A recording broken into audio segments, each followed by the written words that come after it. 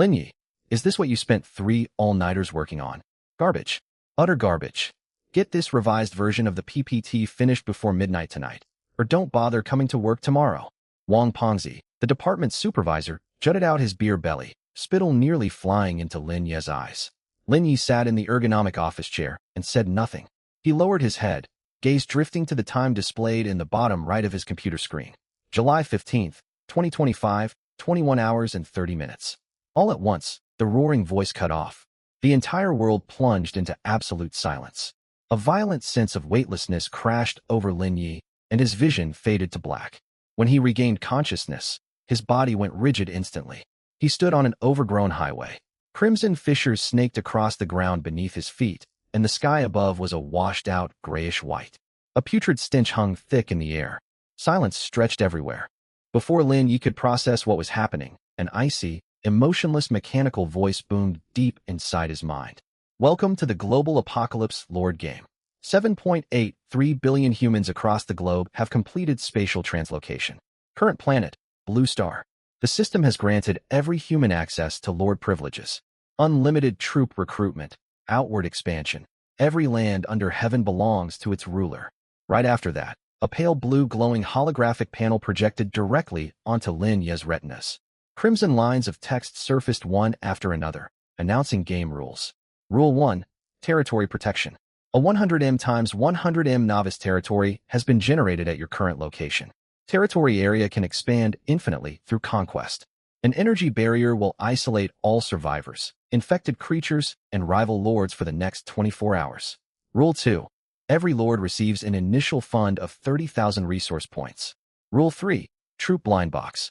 Please draw your initial troop tree immediately via the panel. The voice faded away.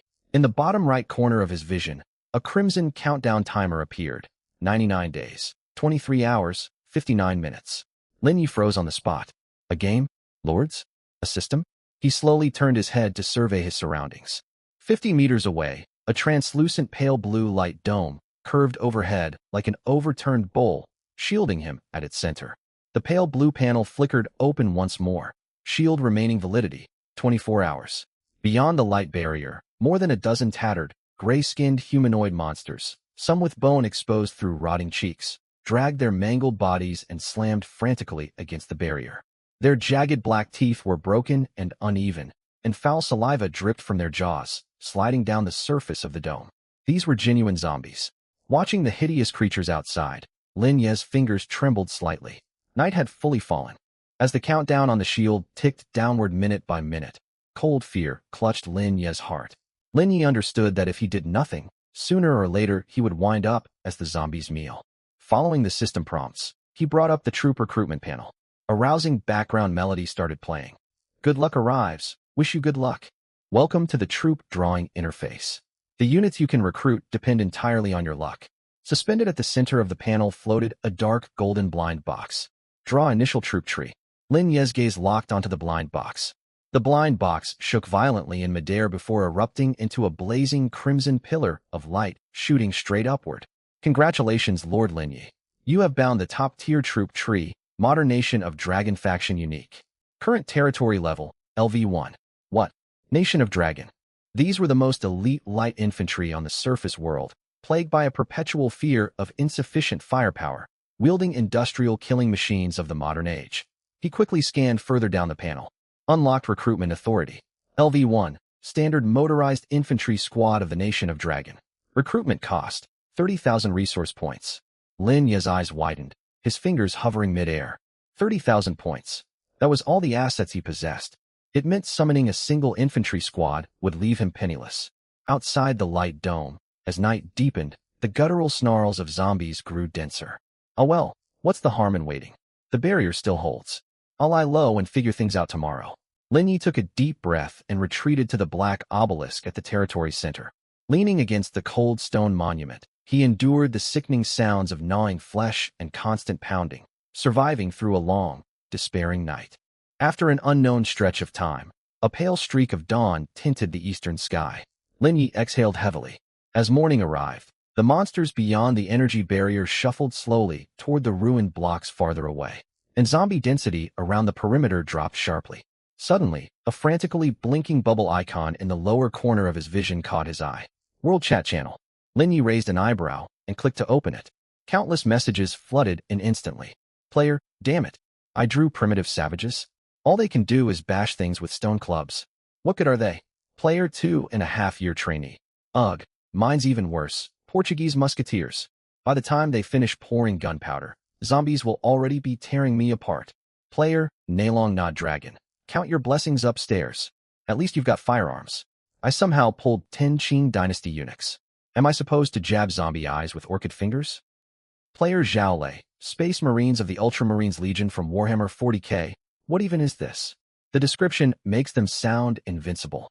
But a single Space Marine costs 50 million resource points. I'll never afford one. Is the system messing with me? Reading the chaotic stream of chat messages, Lin Ye's taut nerves twitched. Primitive humans, eunuchs, musketeers from centuries past, and Space Marines he could never hope to summon? Compared to all that, drawing modern troops from the nation of Dragon was sheer heaven-sent luck. He switched back to the recruitment panel and stared at the glowing recruit button. Without hesitation, he slammed his finger down on confirm.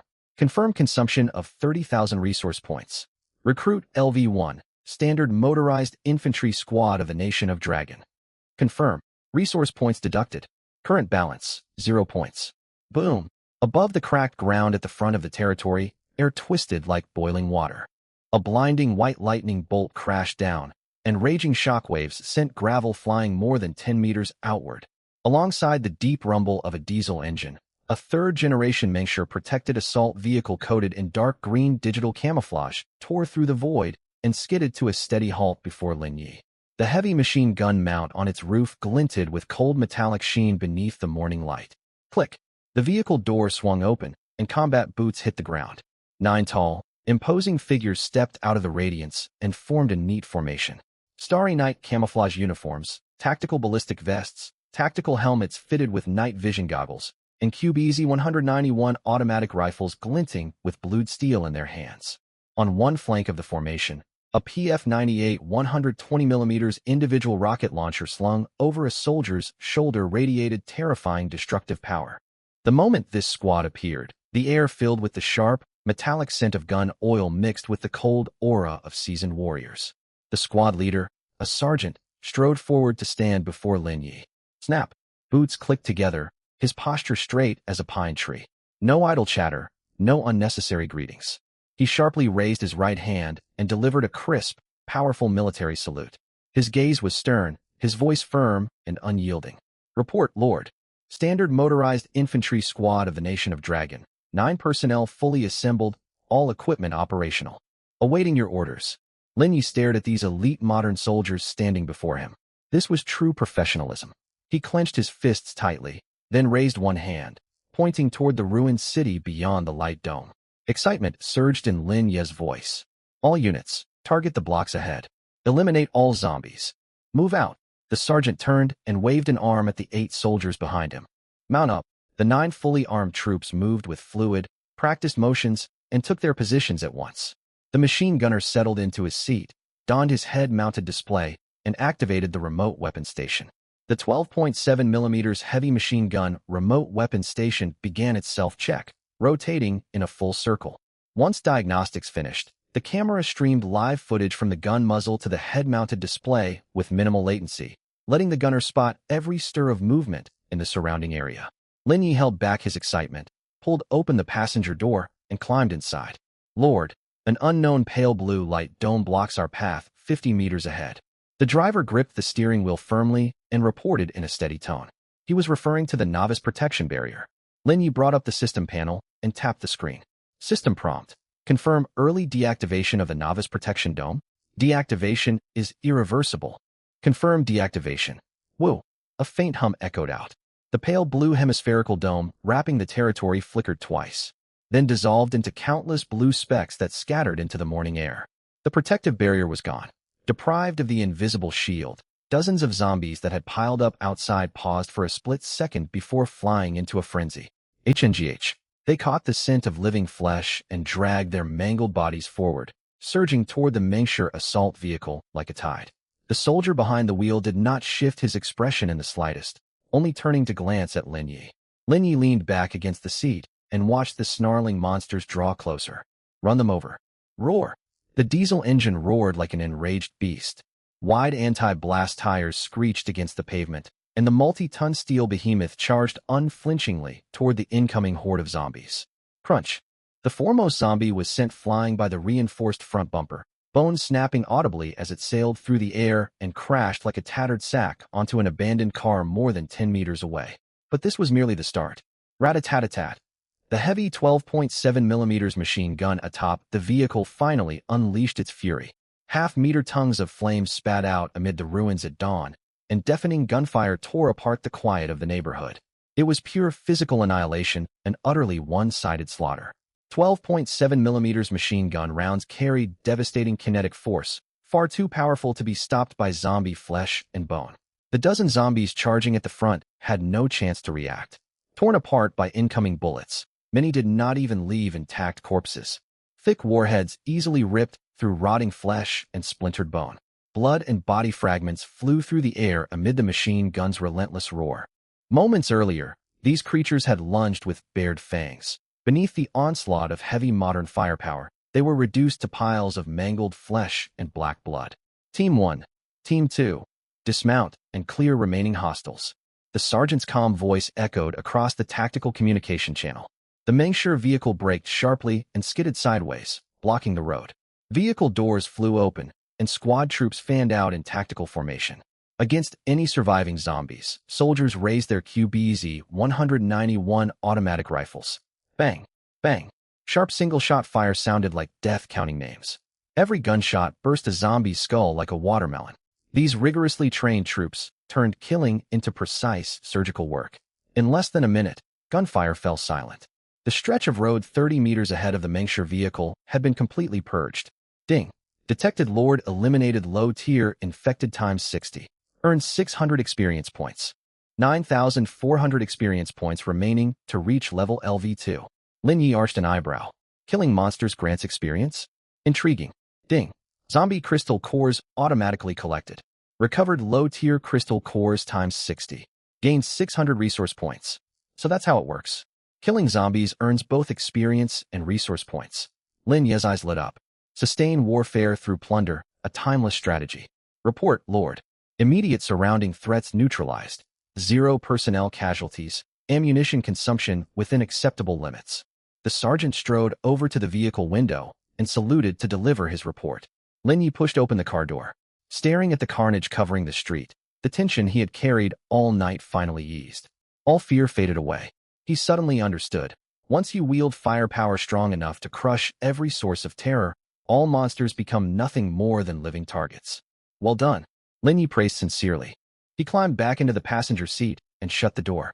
While the soldiers cleaned up the battlefield, he brought up the system panel out of boredom and tapped the still-flashing world chat channel in the corner.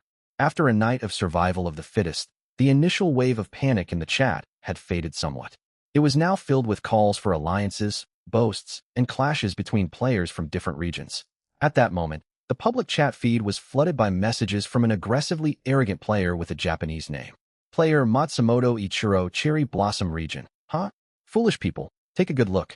I drew the Sengoku-era faction of the Cherry Blossom Nation. 30,000 resource points summon a full 200 elite armored samurai. Player Matsumoto Ichiro. Just now, my samurai sliced apart more than 50 zombie heads with katana blades. In this wasteland world, cold weapons reign supreme and conserve ammunition. All your muskets and eunuchs are only fit to polish our boots. Player, Park Jong-tae Pickle Region. Matsumoto-san speaks the truth. The Goryo archers I summoned are extremely formidable.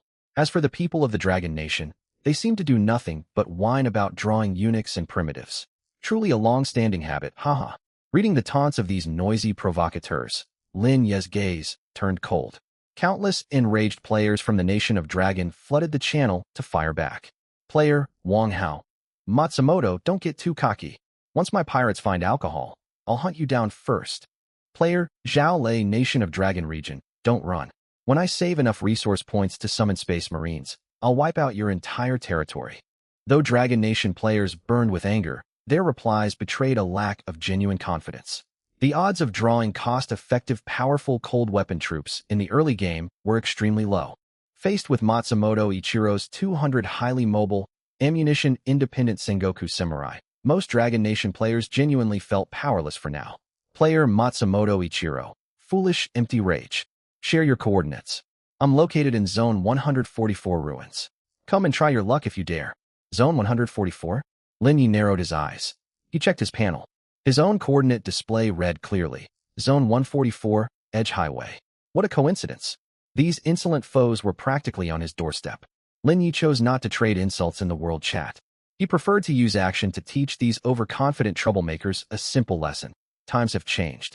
Lin Yi pushed open the vehicle door and stepped onto the wasteland highway. Morning sunlight glinted off the dark green armor plating of the Mengsure assault vehicle. Lin Yi accepted a pack of compressed biscuits handed over by the sergeant and took a large bite. The food soothed the cramping in his stomach and stoked the killing intent burning in his eyes. He stared coldly deeper into the ruined city. All units, mount up. Roar. The rumble of the diesel engine echoed across the silent streets. A few zombies heard the engine noise and snarled, charging toward the highway. The Mengsure vehicle simply barreled straight into them at 80 kilometers per hour. Zombies slammed against the bull bar, producing sickening sounds of crushing bone. Crunch. Splat. Two zombies exploded into clouds of gore, body fragments splattering across the windshield. Ding. Ordinary zombie, ×2 eliminated. Earned 20 experience points. Ding. Zombie crystal cores automatically collected. Earned 20 resource points. The cabin stayed eerily quiet. Aside from the hum of the diesel engine, only the steady breathing of the soldiers could be heard. Lord, 1 kilometer remains to target coordinates. Zone 144, Ruins District. The driver studied terrain scans on the tactical central control screen and reported calmly. Stop the vehicle, cut the engine. Lin Yi ordered decisively. The Mengsure vehicle pulled to a steady halt beneath the collapsed overpass, and the roaring engine fell silent. Sergeant, bring 2 skilled men. Follow me to scout ahead. Lin Yi pushed the door open and jumped out nimbly. Yes. Team 1, move out. The sergeant waved, and 2 soldiers armed with QBZ-191 rifles formed a tactical search formation and followed Lin Yi as he climbed rapidly up the overpass toward the high vantage point. 3 minutes later, the 4-person squad lay prone at the broken edge of the viaduct, setting up a high-powered telescope. The scene 1 kilometer away came into sharp focus. On the open ground that had once been the city's leisure plaza stood a massive torii gate, cobbled together from scrap timber found in the surrounding ruins. Beneath the torii gate, roughly 200 Sengoku samurai clad in bamboo lamellar armor and Jingesa helmets stood packed shoulder to shoulder. Lin Yi adjusted the telescope's reticle. When he clearly saw what was unfolding at the center of the plaza, his gaze turned icy cold, and an uncontrollable surge of killing intent rushed to his head. In the middle of the plaza stood more than a dozen wooden crucifix stakes. Tied to the stakes were 7 or 8 survivors of Longwood descent, scantily clothed and covered in blood. In front of the stakes sat a middle-aged man clad in ornate Oyoroi armor with a samurai topknot. He lounged arrogantly in an armchair, swirling a wine glass and grinning savagely. There was no doubt. This was Matsumoto Ichiro, the Sakura Realm Lord who had been ranting wildly on the World Channel. Yoshi, next one. Test the blade on her. Matsumoto Ichiro roared in heavily accented common tongue. His voice carried far on the cold wasteland wind. Hi. A stocky samurai stepped forward with a maniacal grin, drawing a gleaming katana and walking toward a young woman tied to the stake. The woman thrashed violently, letting out shrill, desperate screams. Yet the samurai's face twisted with excitement. He gripped the sword with both hands, raised it high, then swung it downward with a sharp whoosh. Squelch. Blood splattered everywhere. Horrifying screams echoed across the ruins. Instead of feeling any revulsion, the surrounding samurai erupted into harsh, deranged laughter. They struck their bamboo armor with their katanas, cheering their comrades' skilled sword strike. Creak, creak. A chilling sound of grinding bones came from beside Lin Yi. He turned to see the 3 soldiers taking cover, staring fixedly through their scopes. Their eyes were bloodshot from unbridled rage. Their knuckles whitened from squeezing their firearms so tightly, as if they would crush the triggers at any moment. As elite modern soldiers of Longhua, protecting civilians and defending their homeland was instinct etched deep in their bones. To witness these monsters in human skin slaughter unarmed survivors in such barbaric fashion ignited a fury fierce enough to boil rivers and incinerate seas. Lord. The sergeant's voice was hoarse as he turned toward Lin Yi. Request permission to engage at will. Lin Yi said nothing, merely clapped a hand on the sergeant's shoulder. Be patient. Every last one of them will end up as minced meat on the ground today. Lin Ye's tone was unervingly calm, yet it carried the frigid cruelty of the underworld. He folded away the telescope and climbed back down from the viaduct. Once inside the vehicle cabin, Lin Yi opened the system's world channel directly. Sure enough, the public chat was filled with repulsive celebration. Matsumoto Ichiro had activated the system's scene screenshot function, broadcasting the gory, brutal images straight to the world channel. Player, Matsumoto Ichiro, Sakura region. Image. Haha. Foolish Longwa pigs, do you see this? This is the fate of the weak.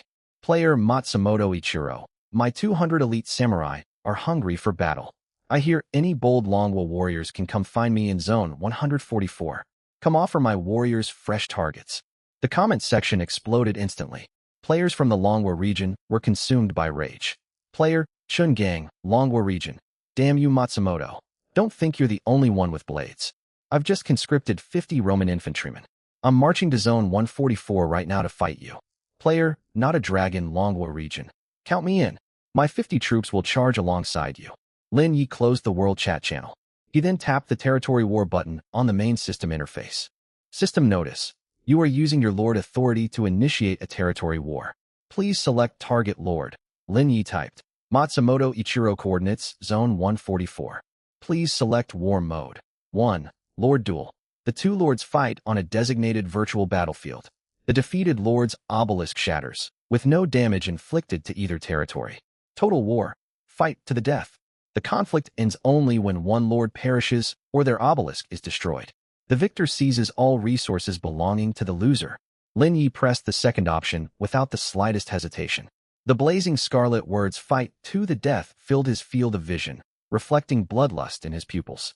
Confirm. Buzz. At that exact moment, a shrill alarm resounded inside the minds of every surviving player across the globe. Immediately afterward, their holographic panels popped open uncontrollably.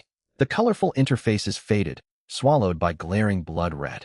Giant characters seemingly wreathed in virtual flame covered everyone's retinas. Global system announcement. First ever territory war declaration. Lord, Lin Yi LV1, has formally issued a highest order total war crusade against Lord Matsumoto Ichiro LV1. Target coordinates locked. Total war, fight to the death. Only blood can settle this score. Silence. 69 billion people across the globe fell completely silent for a single second. The chatroom that had been flooded with messages only moments earlier froze for 10 full seconds, not a single new comment appearing. Then, messages erupted like a volcanic eruption. Good heavens. The first player in the whole server to declare war? My god. The people of Longwa are all mad. Matsumoto has 200 fully armed elite Sengoku samurai. Lord Lin, I do not know who you are, but I respect your courage. Meanwhile, Zone 144, Abandoned Plaza, Shrine Grounds. Warning. Lord Lin Yi has declared territory war against you. Staring at the blood-red warning hovering before his eyes, Matsumoto Ichiro froze briefly before bursting into wild, maniacal laughter. Ha! Baka! Some fool from Longwood dares march to their death. He kicked over the armchair beside him, yanked his ancestral katana free and pointed it toward the sky, his face twisted with cruelty and greed. Born into a martial arts clan, bloodlust and avarice were encoded deep within his blood. Warriors, cease the blade test. A fool named Lin Yi from Longwa is coming to deliver resource points to us. Form ranks. Prepare for battle. Hi. 200 samurai roared in unison. Abandoning the captive survivors, they swiftly formed an impenetrable square formation across the wide plaza. Matsumoto Ichiro stood at the front of the formation, glaring furiously down the street. He could barely wait to hear his enemies' cries of despair. 500 meters from the plaza, around the ruins corner, Lin Yi and his squad descended from the viaduct and looked toward the combat-ready Longwa soldiers inside the vehicle. The soldiers said nothing, only silently chambered rounds in their QBZ-191 assault rifles. Hatred needed no words. Click. The crisp metallic sound of weapon cycling was their only reply. The system's icy notification boomed forth. Countdown. 3, 2, 1. Territory war commences. Lin Yi turned his head, staring straight ahead, and uttered four frigid words. Crush them. Roar. The heavy tactical vehicle's diesel engine revved to maximum output. Thick black exhaust billowed outward as the multi-ton steel war machine surged forward, charging straight for the cold weapon formation ahead. Roar the assault vehicle plowed forward relentlessly, its diesel engine roaring thunderously. Ahead lay Matsumoto Ichiro's base. 200 lined-up Sengoku samurai gripped their katanas and spears tightly. They had imagined a horde of poorly equipped Longwa peasants trembling in fear as they emerged. Instead, every samurai's breath caught the instant they laid eyes on the massive war machine. Thick bulletproof armor shimmered with a faint blue glow, and heavy off-road tires crunched over rubble. Nanny, what monster is that? How can it move without horses pulling it? Amaterasu. Its headlights blaze like eyes, and it roars. Troops, summoned by the system, retained the limited knowledge of their historical era. To samurai from Japan's Sengoku period, modern armored vehicles were completely beyond comprehension. Even battle-hardened veteran samurai felt primal dread and suffocation facing such an incomprehensible steel giant.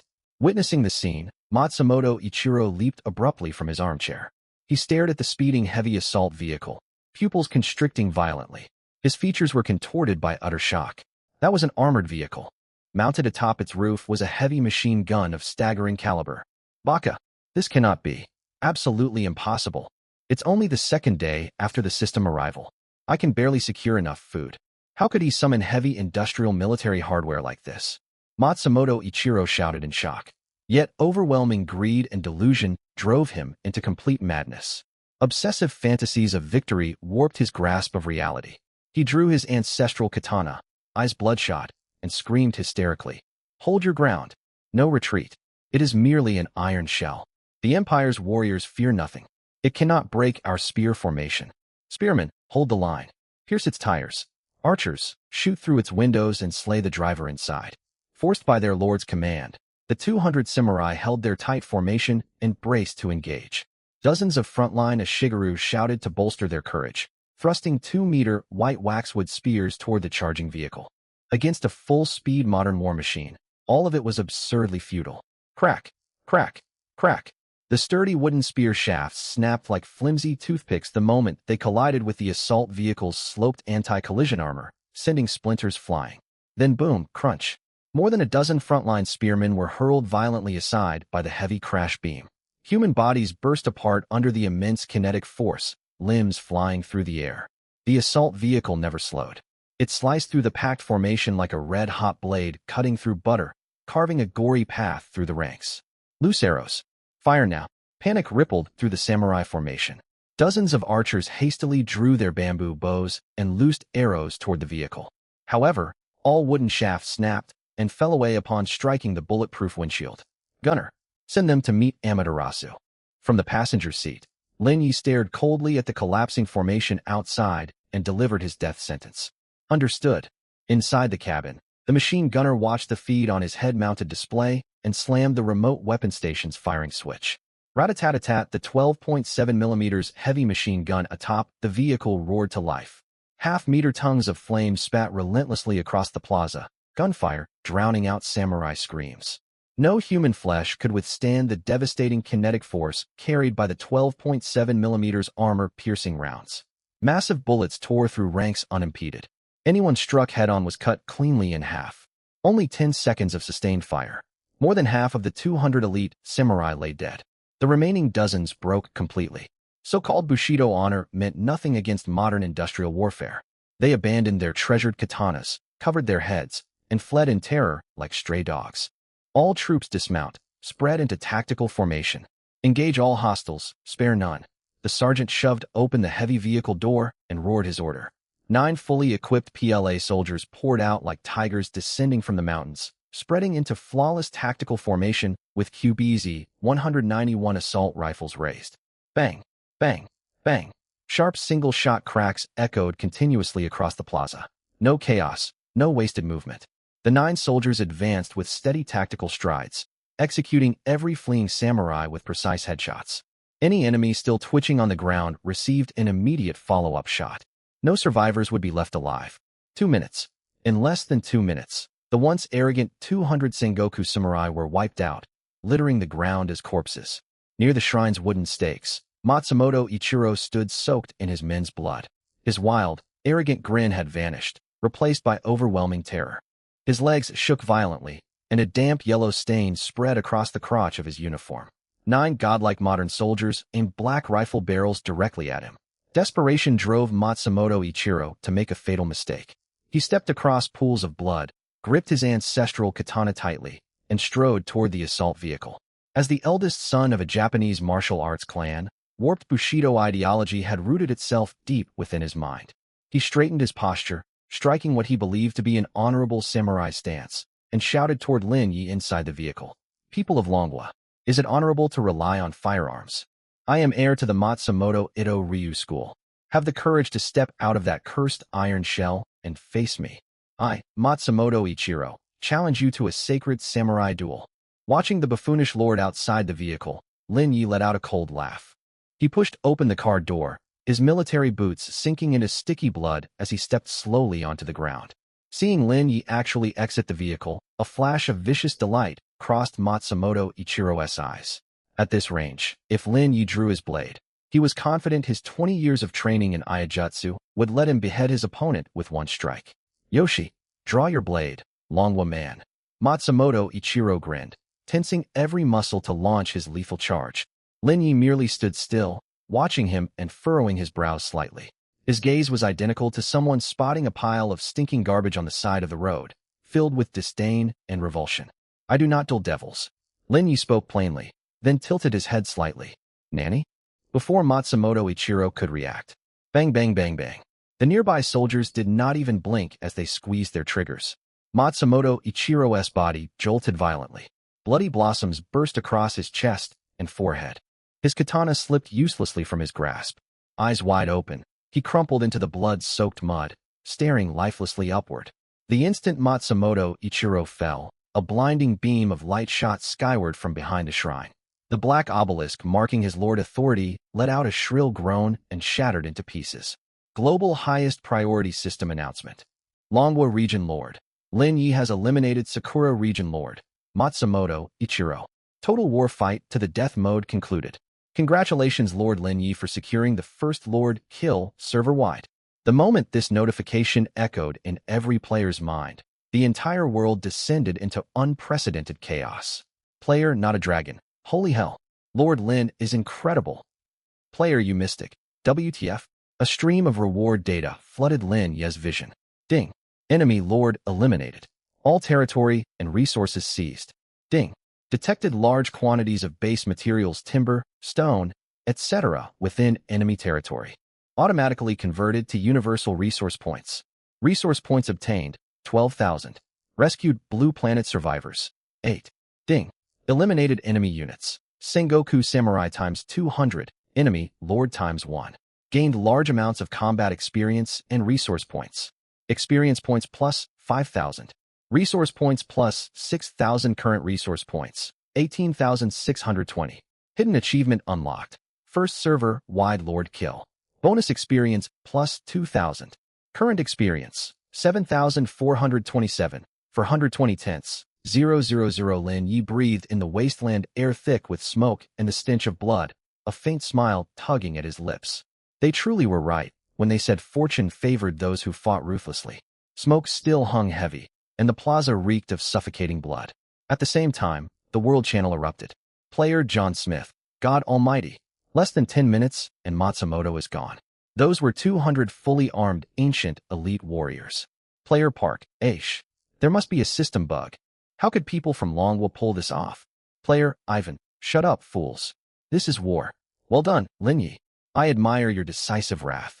Compared to the shock and disbelief of foreign players, Longwa region players erupted in celebration. Player Chen Gang, ha ha, justice served. Lord Lin is unstoppable. Where's all the trash talk from earlier? Come shout again. Player Cilantro, Lord Lin, are you looking for extra teammates? I'm ready to follow you into battle. Staring at the messages scrolling across the public channel, Lin Yi let out a bitter, amused sigh. He casually closed the world chat and turned his gaze toward the 8 Blue Star natives tied to wooden crucifix stakes. Accompanied by 2 soldiers clutching assault rifles, Lin Yi stepped forward and used his combat knife to slice cleanly through the hemp ropes binding them. The survivors lifted their heads trembling, their eyes fixed firmly on the Dark Star camouflage uniforms worn by the soldiers and the QBZ-191 assault rifles in their hands. As natives of Blue Star, how could they fail to recognize this uniform? A middle-aged man's lips trembled violently, and his eyes instantly reddened. The military. It's the military. The nation hasn't abandoned us. The army really came to rescue us. Wah, they're our own troops. The others caught on soon after, burying their faces and breaking down into tearful sobs amid dried blood. At the phrase, our own troops, the soldiers behind Lin Yi stiffened slightly, their grips tightening on their firearms. Lin Yi's expression softened a little. He knew this was not the true military of the Dragon Kingdom. Strictly speaking, they were troops summoned by the system, a private armed force under his command. Yet he also understood one thing above all else. The soul of this army would never change. Stand up. It's over now. Lin Yi spoke calmly. This zone falls under my territory. As long as I am here, no one will ever put a blade to your throats again. Just then, a soft chime echoed inside Lin Yi's mind. Ding. Successfully rescued 8 Blue Star survivors. Territory population module activated. Alongside the notification, a stream of information regarding survivors flowed naturally into Lin Yi's consciousness. These survivors are natives of this planet. Provided they receive sufficient food, shelter, and maintain high loyalty, they will become vital contributors to territory development. Some are skilled in machine tool operation, some in farming and livestock raising, and others even possess scientific research expertise. According to the system prompt, once the territory upgraded to level 2 and new buildings unlocked, these people would become ideal skilled laborers.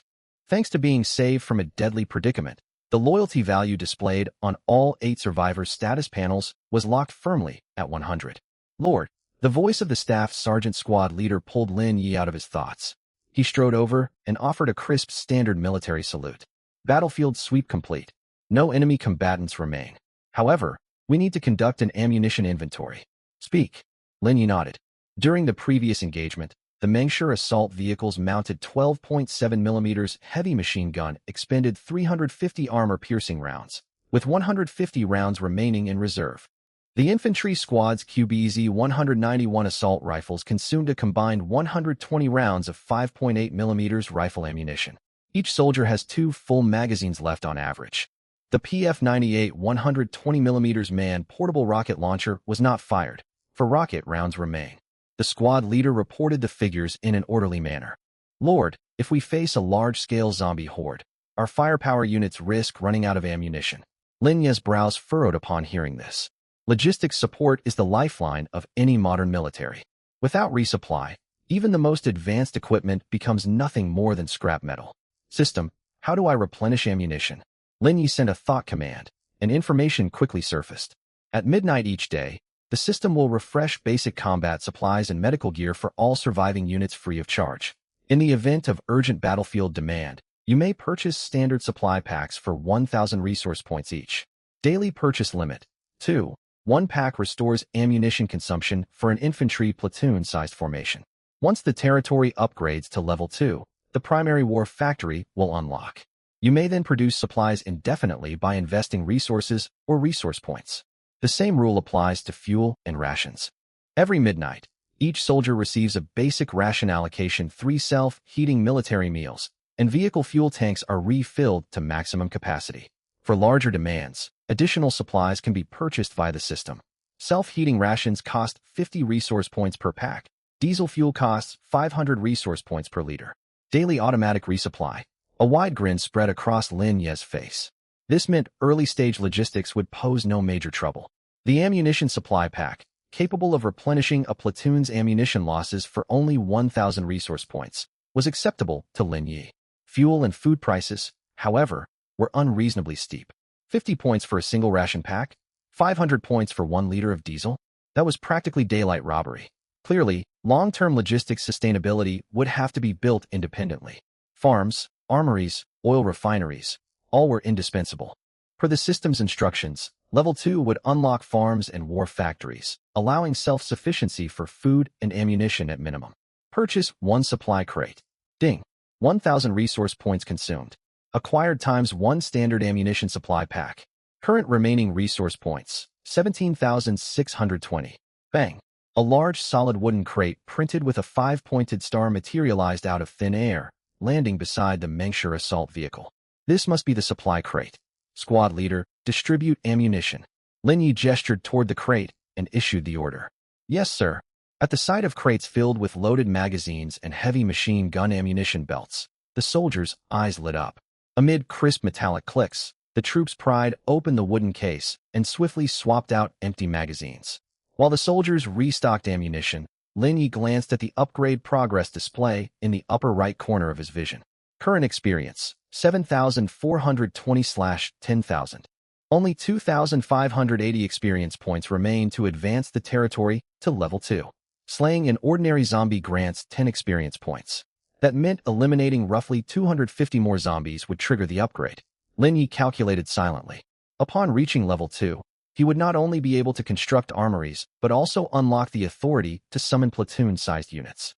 New level 2 unit, standard mechanized infantry platoon.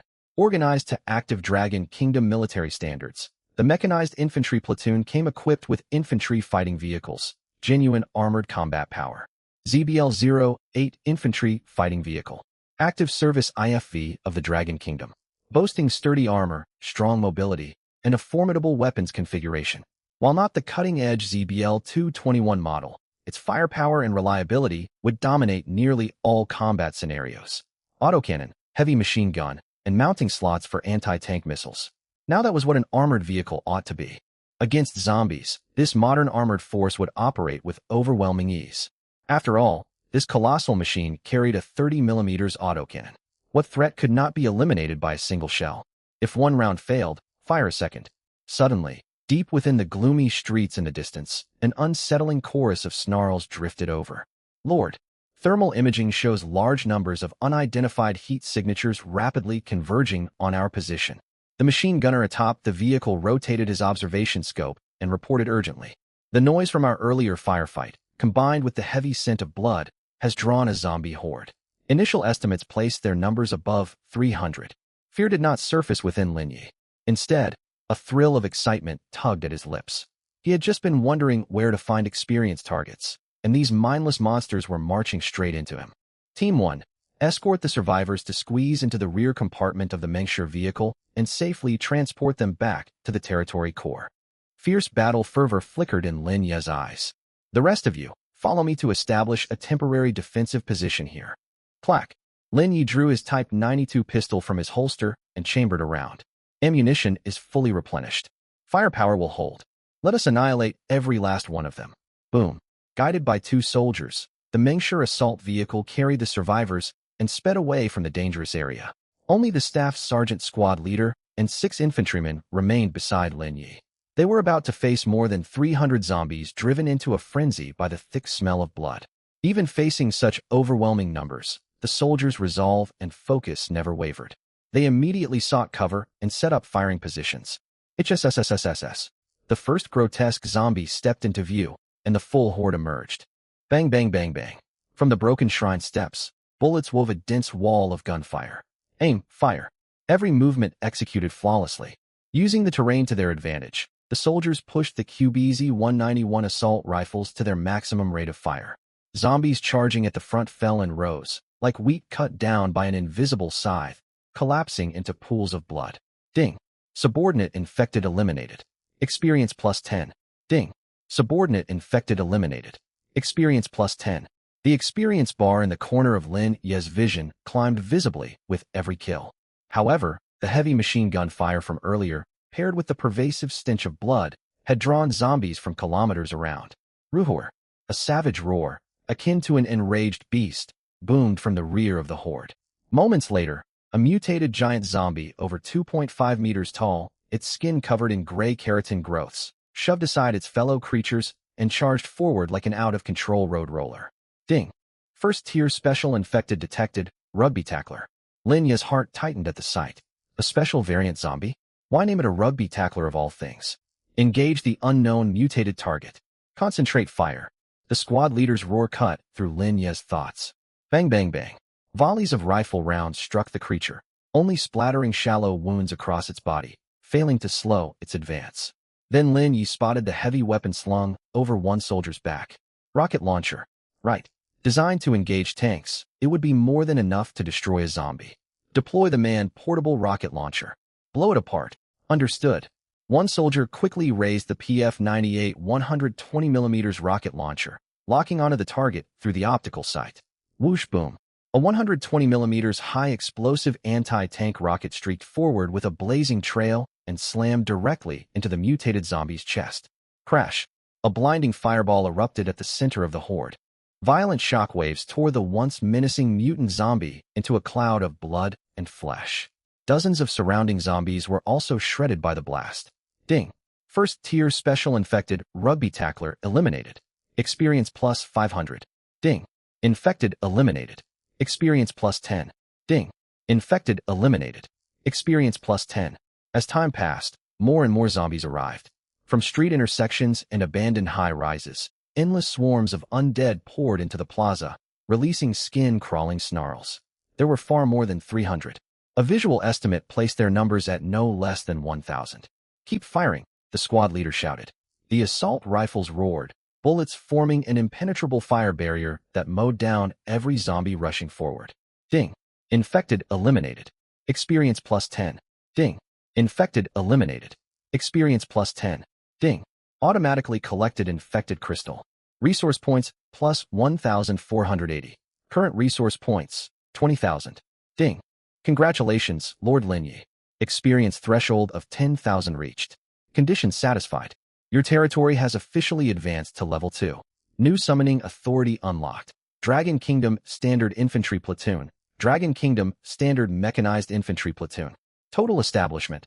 36 personnel, equipped with 3 ZBL-08 infantry fighting vehicles plus 1 command IFV.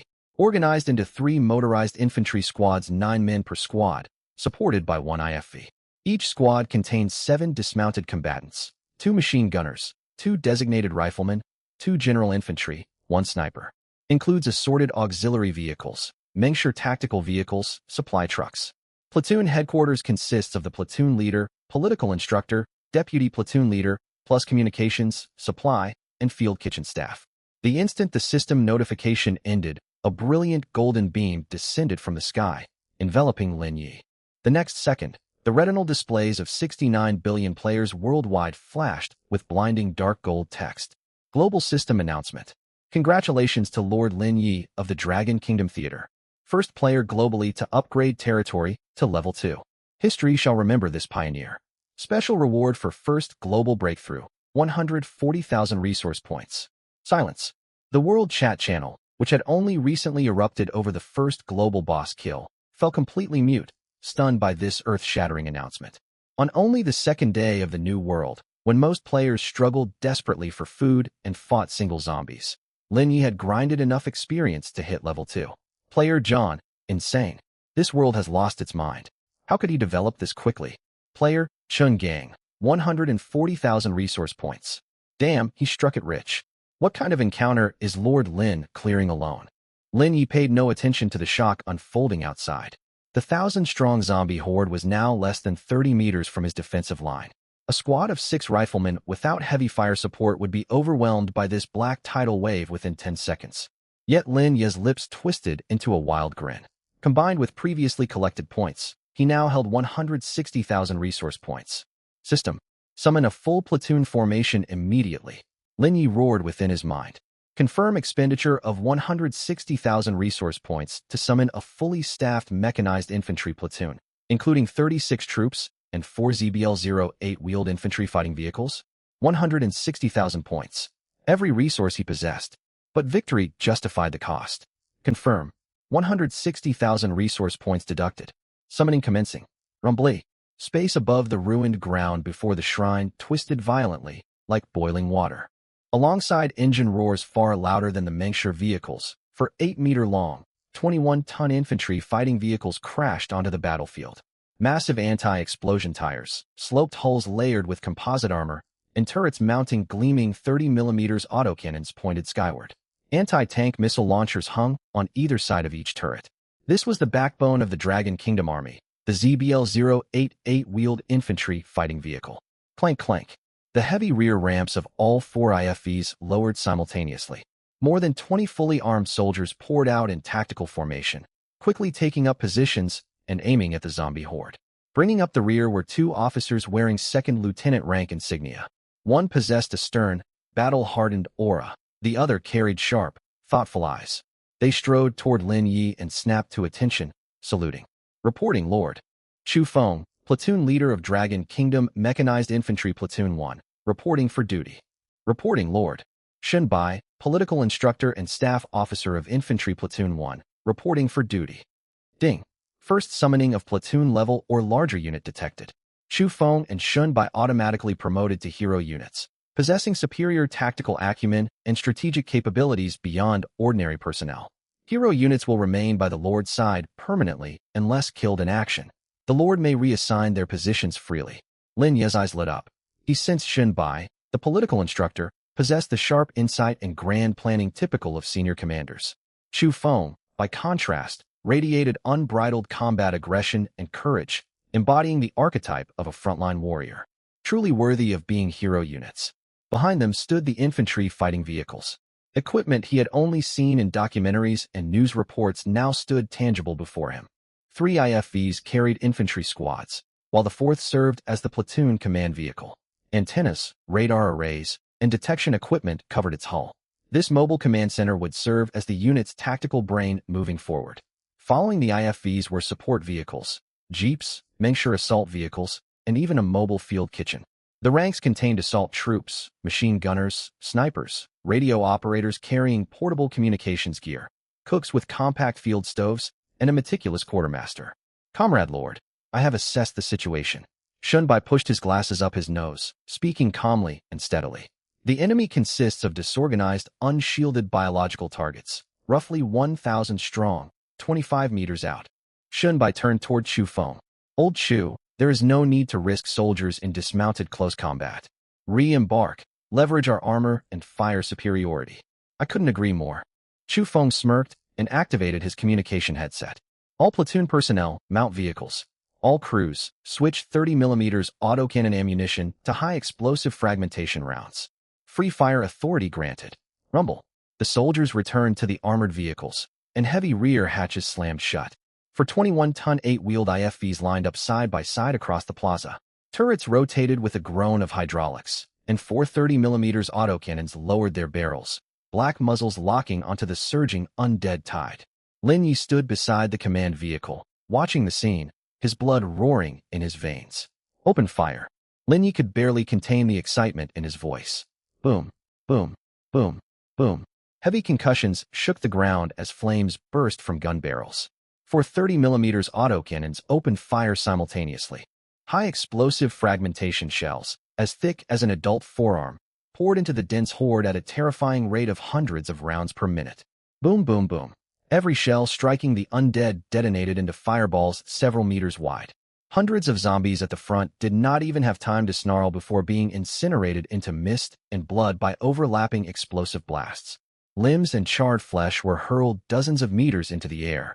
Against concentrated fire from modern artillery, flesh and bone meant nothing. In less than 3 minutes, the seemingly unstoppable 1,000-strong zombie tide was completely flattened by the overlapping firepower of these 4 steel behemoths. The once crowded plaza was now covered in scorched craters and smoldering remains. This was the overwhelming advantage of modern military hardware against flesh and blood. Cease fire. Chu Feng's voice echoed over the communication channel. Clack. The 4 autocannons, barrels glowing red and wisping smoke, fell silent. Beyond the low rumble of idling IFV diesel engines, silence descended once more. First and second squads dismount to clear the battlefield. Machine gunners maintain overwatch. Snipers occupy high ground. Drivers and gunners tally ammunition expenditure and conduct routine vehicle inspections. Following Chu Feng's orders, soldiers spread out in tactical formation, delivering precise, single headshots with QBZ-191 rifles to neutralize any lingering threats. Lin Yi stood beside the command vehicle, breathing in thick gun smoke, as a constant stream of system alerts filled his vision. Ding. Infected eliminated. Experience plus 12,620. Current experience, 22,620/100,000 level 3 ding. Automatically collected crystals. Resource points plus 12,620. At the same time, another blue system notification popped up before Lin Yi. System notice. Detected elimination of Matsumoto Ichiro and annihilation of all his forces.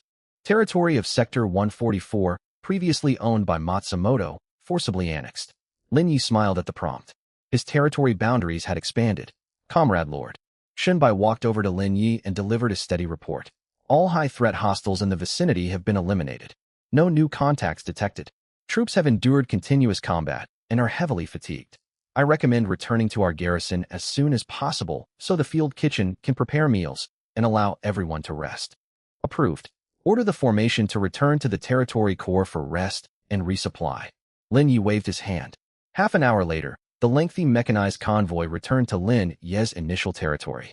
The 4 IFVs formed a defensive perimeter around the territory obelisk, and soldiers began setting up camp in orderly fashion.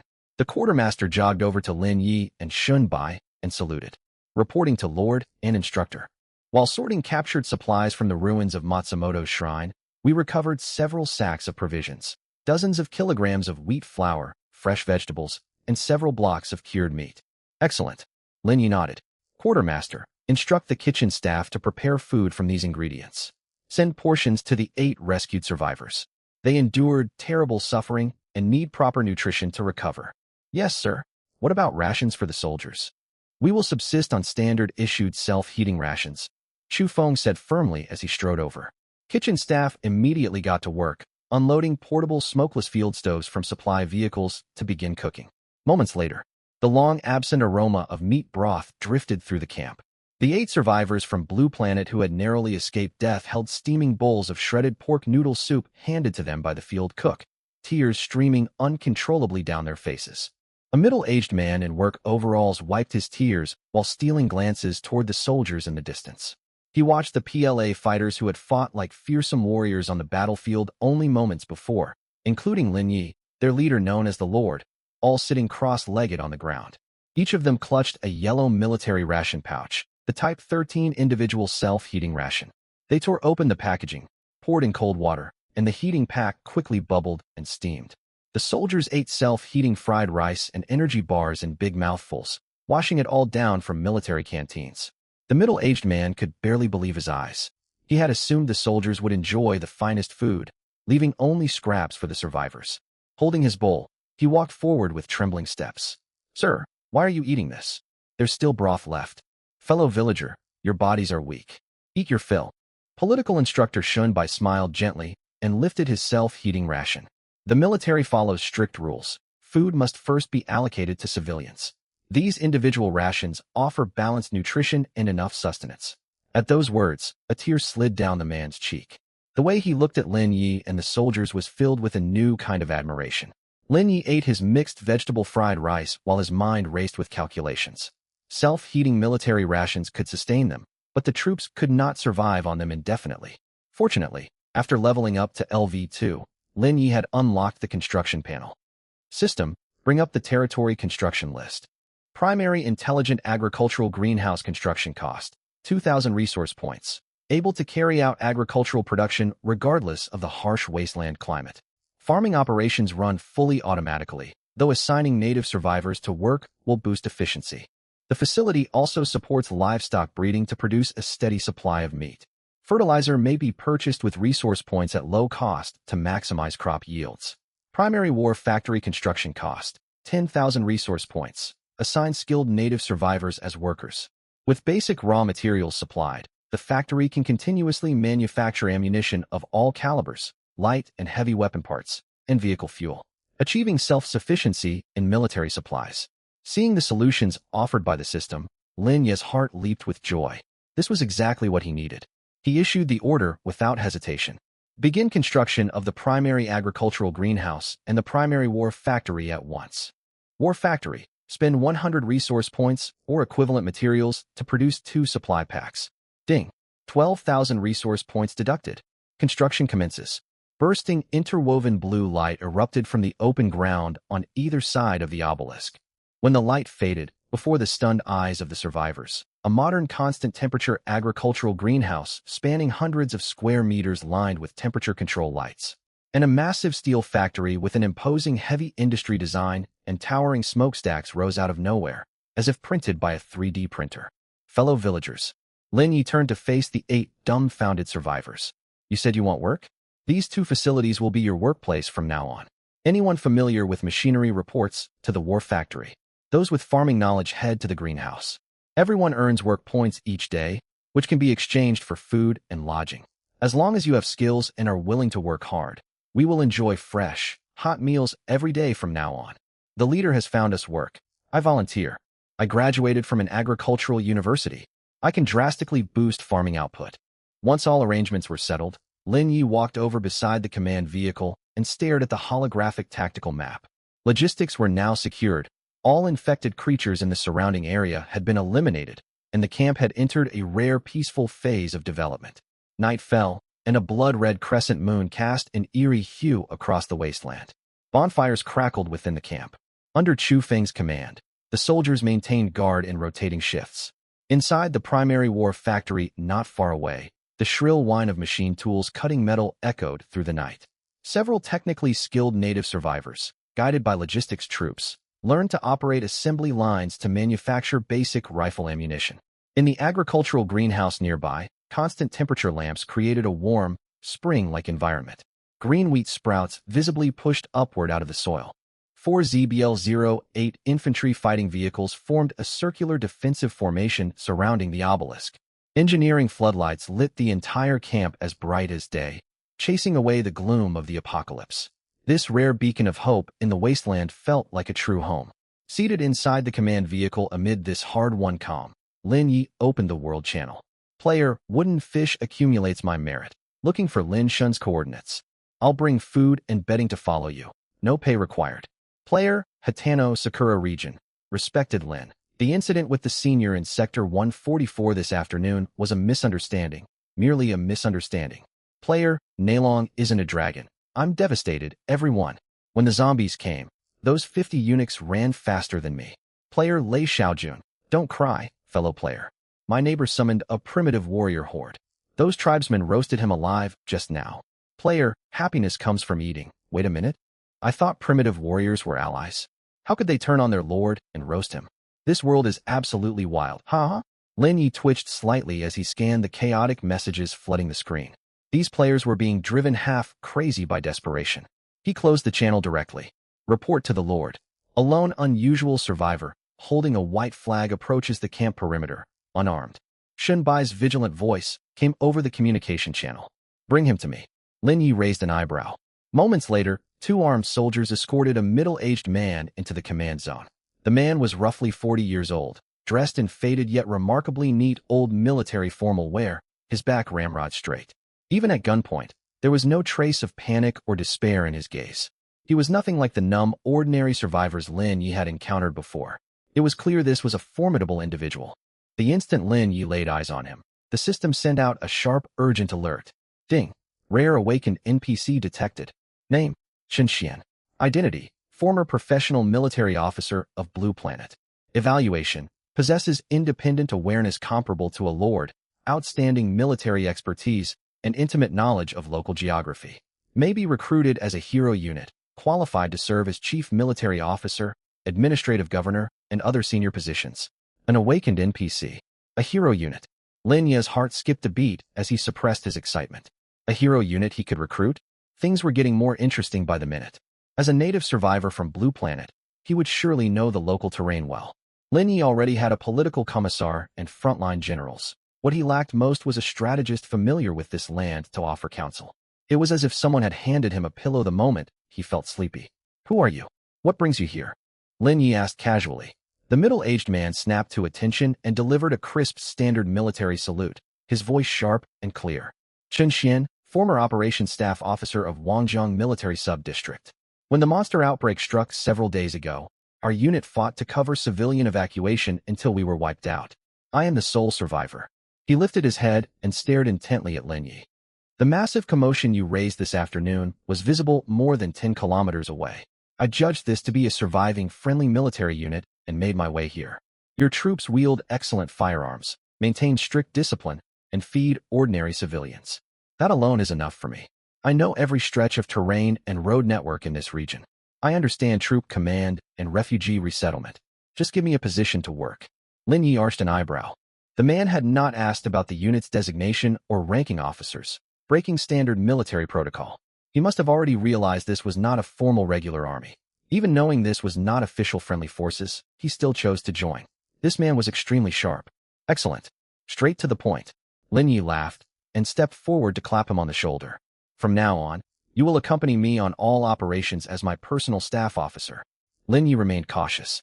Having Chun Xian travel alongside him allowed him to gain a capable advisor while continuously observing the man's loyalty and guarding against potential risks. A plan that served two purposes. I guarantee all tasks will be completed. Light flashed in Chun Xian's eyes as he delivered another sharp salute. Ding! Congratulations, Lord, on successfully recruiting your first hero unit, Chun Xian. Now, Shunbai would manage the base, Chu Feng lead combat operations, and Chun Xian serve as strategist. With 3 hero units supporting him, victory seemed all but assured. Night deepened. The camp settled into orderly peace. Soldiers rotated through guard duty, and the factory lights burned all night long. Yet this tranquility did not last. The volume jolted the lightly sleeping Lin Yi wide awake. In the early hours before dawn, an enormous mechanical voice reverberating with metallic resonance boomed inside the mind of every lord on Blue Planet without warning. Ding! Global announcement. Global announcement. System conditions for the first large-scale event have been satisfied. Announcement. The inaugural Global Conquer and Occupy event officially begins. Lin Yi surged with alertness and sat upright at once. Immediately afterward, detailed event rules flooded into his consciousness. Event Sector, Sector 144. Target city for the event, Jiangxing Prefecture-level city of Old Blue Planet. Countdown. Hostilities commence in 72 hours. Lords may reconnoiter the area and seek opportunities before then. City overview. Teeming with infected creatures, danger level, extremely high. The city contains an industrial zone, a general hospital, and an arms depot, granting extremely high overall value. Event rules. 1. Defeating infected creatures drops crystal cores, which can be exchanged for large quantities of resource points, experience points, and contribution points. When the event concludes, contribution scores from all lords will be tallied. The top 10 lords may establish exclusive branch bases within Jiangxing's core zone. Lords who evade combat will be penalized with massive deductions of resource points and suffer severe debuffs. A brief silence was followed by the world channel exploding completely. Player, Neilong isn't a dragon. What? A city siege battle? A full prefecture-level city? This is forcing weaker lords to march to their deaths. Player, happiness comes from eating. Only the top 10 get to build branch bases, and PvP is permitted? Powerful players are going to fight ruthlessly. Player, broaden your horizons. Damn it. I've been to Jiangxing before. The resources there are incredible. No matter what, I have to push forward with everything I've got. Countless lords reacted with terror, greed, or despair. The whole of Blue Planet stirred restlessly because of this global siege order. Panic spread outward from Jiangxing in all directions. But Lin Yi felt no fear. Flames of battle ignited in his eyes. He immediately summoned the newly appointed Chun Xian. Staff Officer Chun, are you familiar with Jiangxing? Chun Xian strode over to the holographic map, gazing at the city marked red by the system. His expression was grave, yet barely contained excitement showed. I know it well. Our camp is not far from Jiangxing District A. Jiangxing's industrial zone holds steel and chemical supplies, and the arms depot within the city stockpiles massive stockpiles of ammunition. Good. We're taking it. Lin Yi slammed his fist on the map where Jiangxing lay. What others saw as a deadly slaughterhouse, he viewed as a gold mine overflowing with experience and resources. Shunbai, Chu Feng, Chun Xian. The 3 men stood ramrod straight. Lin Yi's voice rang firm and decisive, echoing across the entire camp. Pass down my orders. The whole unit enters first-level combat readiness. For the next 72 hours, the factories operate at full capacity to manufacture ammunition and stockpile supplies. All personnel rest to peak condition. Our target, Jiangxing. Thin morning mist still lingered when the camp was already bustling with activity. Hurry. Load this supply pack onto a truck. First platoon leader, take several men to recheck vehicle maintenance on all combat vehicles. We cannot afford breakdowns at the critical moment.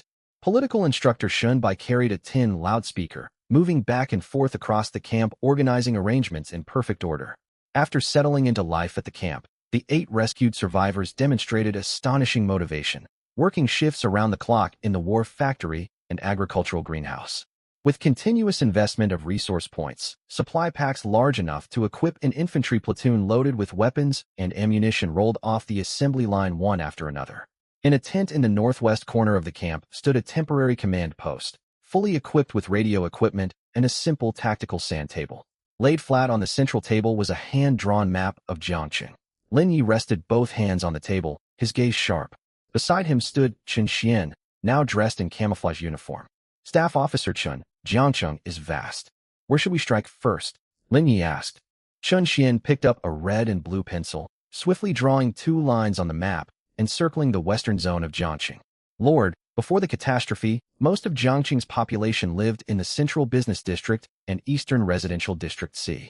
The density of infected creatures there is staggering. Even the sturdiest troops would be overwhelmed. We must avoid the main eastern highway. The tip of his pencil tapped heavily on an intersection in the Western District. We advance along the western route. A railway once connected District D and passed through District A. This corridor had the lowest population density in the past. Moving along this line will mean fewer infected creatures. Most importantly, a glint appeared in Chen Xian's eyes. 5 kilometers deep along this railway from our base lies District A, site of Jiangqing Garrison's second arms depot. Vast stockpiles of weapons and ammunition were stored there before the disaster. Its importance cannot be overstated. If you intend to claim a branch base, this location is without rival. After hearing the plan, Lin Yi straightened up, a satisfied smile tugging at his lips. He truly deserved the system's evaluation of outstanding military capability. Chen Xian's tactical thinking was ruthlessly pragmatic, planning operations with the mindset of a modern military commander. We follow Staff Officer Chen's route. Lin Yi finalized the decision. Platoon Leader Chu, have the troops load all heavy firepower onto vehicles and prepare for battle. For the next 2.5 days, Lin Yi refused to merely wait. To gather more resource points ahead of the major battle, he set out with Chen Xian and Chu Feng, deploying 2 ZBL-08 infantry fighting vehicles to clear infected creatures along the railway route mapped out by Chen Xian. Chen Xian's capabilities exceeded Lin Yi's expectations by far. Lord, hundreds of meters ahead under the overpass lies a pile of abandoned vehicles, ideal for forming crosswise zombie hordes. Recommend using rocket launchers to collapse load-bearing bridge piers and create a physical barrier. The underground fuel tank beneath the abandoned gas station on the left remains full. Do not deploy incendiary ordnance. A fuel detonation would severely damage our fighting vehicles. Watch the unfinished high rise to the right. Infected creatures favor nesting in dark, elevated spaces. A few thermobaric warheads will yield rich rewards if we strike before they detect us. Tow this pile of vehicle wreckage away. Do not leave it blocking the road. This truck appears operational and may still be drivable. Supported by Chen Xian's incredibly precise local intelligence, Lin Yi's unit fought as if equipped with a full battlefield reconnaissance overlay. In just 2 days, Lin Yi harvested nearly 30,000 experience points, standing 1 step away from advancing to LV3. Ding. Infected creature eliminated. Gain 10 experience points. Ding. Common crystal core collected. Obtain. The operations yielded abundant gains. Ding. Total ordinary infected eliminated times 342. Experience plus 3,420. Resource points plus 3,420. Current resource points 4040. Current experience points 26040. When the first rays of sunlight pierced the gray mist on the 4th day and spilled over the wasteland, that cold, massive system mechanical voice boomed inside every lord's mind precisely on schedule. Ding. 72-hour countdown concluded. The inaugural Conquer and Occupy event commences now. May all lords prosper in battle. Roar, rumble, rumble. 4 8-wheeled ZBL-08 infantry fighting vehicles let out beast-like engine roars, crushing dry bones at the territory's exit. Close behind them came Mengsure assault vehicles fitted with heavy machine guns, plus a modified abandoned truck fully loaded with ammunition and supplies. Vehicles formed a connected convoy, a steel tide embodying modern industrial might surging full speed toward Jiangqing, 5 kilometers away. The route had been cleared during previous patrols, with almost no wandering infected creatures remaining. After traveling several minutes, halt, we have a situation. Lin Yi raised a high-powered binoculars and scanned the ruins ahead. 2 kilometers forward beneath an abandoned overpass, a chaotic, brutal battle raged. Lin Yi could clearly see 3 armies belonging to different lords trapped and surrounded by a horde of infected creatures. A formation of roughly 200 heavy infantry clad in ancient Qin dynasty armor held their ground, wielding bronze spears and halberds. Beside them stood around 150 Roman legionaries, shield bearers forming the front rank, while swordsmen struck from behind. A group resembling Viking axemen roared as they traded blows with the infected. The three armies fought separately with almost no coordination. Three young lords in modern clothing stood on a modified pickup truck behind them, shouting frantically into radios in a futile attempt to coordinate tactics. Lord, ahead are allied forces made up of three armies armed with ancient cold weapons. Rough troops strength estimated at 500, encircled by a zombie horde. Based on observation, their casualty ratio stands near 1-to-1. At this rate, they will not hold out for 10 more minutes. Chun Xian quickly delivered his assessment. Lin Yi let out a cold laugh. The units these lords summoned are far too weak. They cannot even defeat these infected creatures, yet they hope to compete for a branch base inside Jiangxing. Chu Feng, clear out that horde of infected. Yes. Engines roared as the 4 infantry fighting vehicles spread into a fan-shaped battle formation, their 30mm autocannons angled slightly downward. Boom, boom, boom, boom. Terrifying tongues of flame tore through the morning mist. High explosive incendiary shells burst into blazing fireballs amid the horde, tearing infected creatures to pieces instantly. In a mere 30 seconds, the mass of infected was swept clean. Ding. Infected creatures eliminated times 802, gained 8,020 experience points. Ding.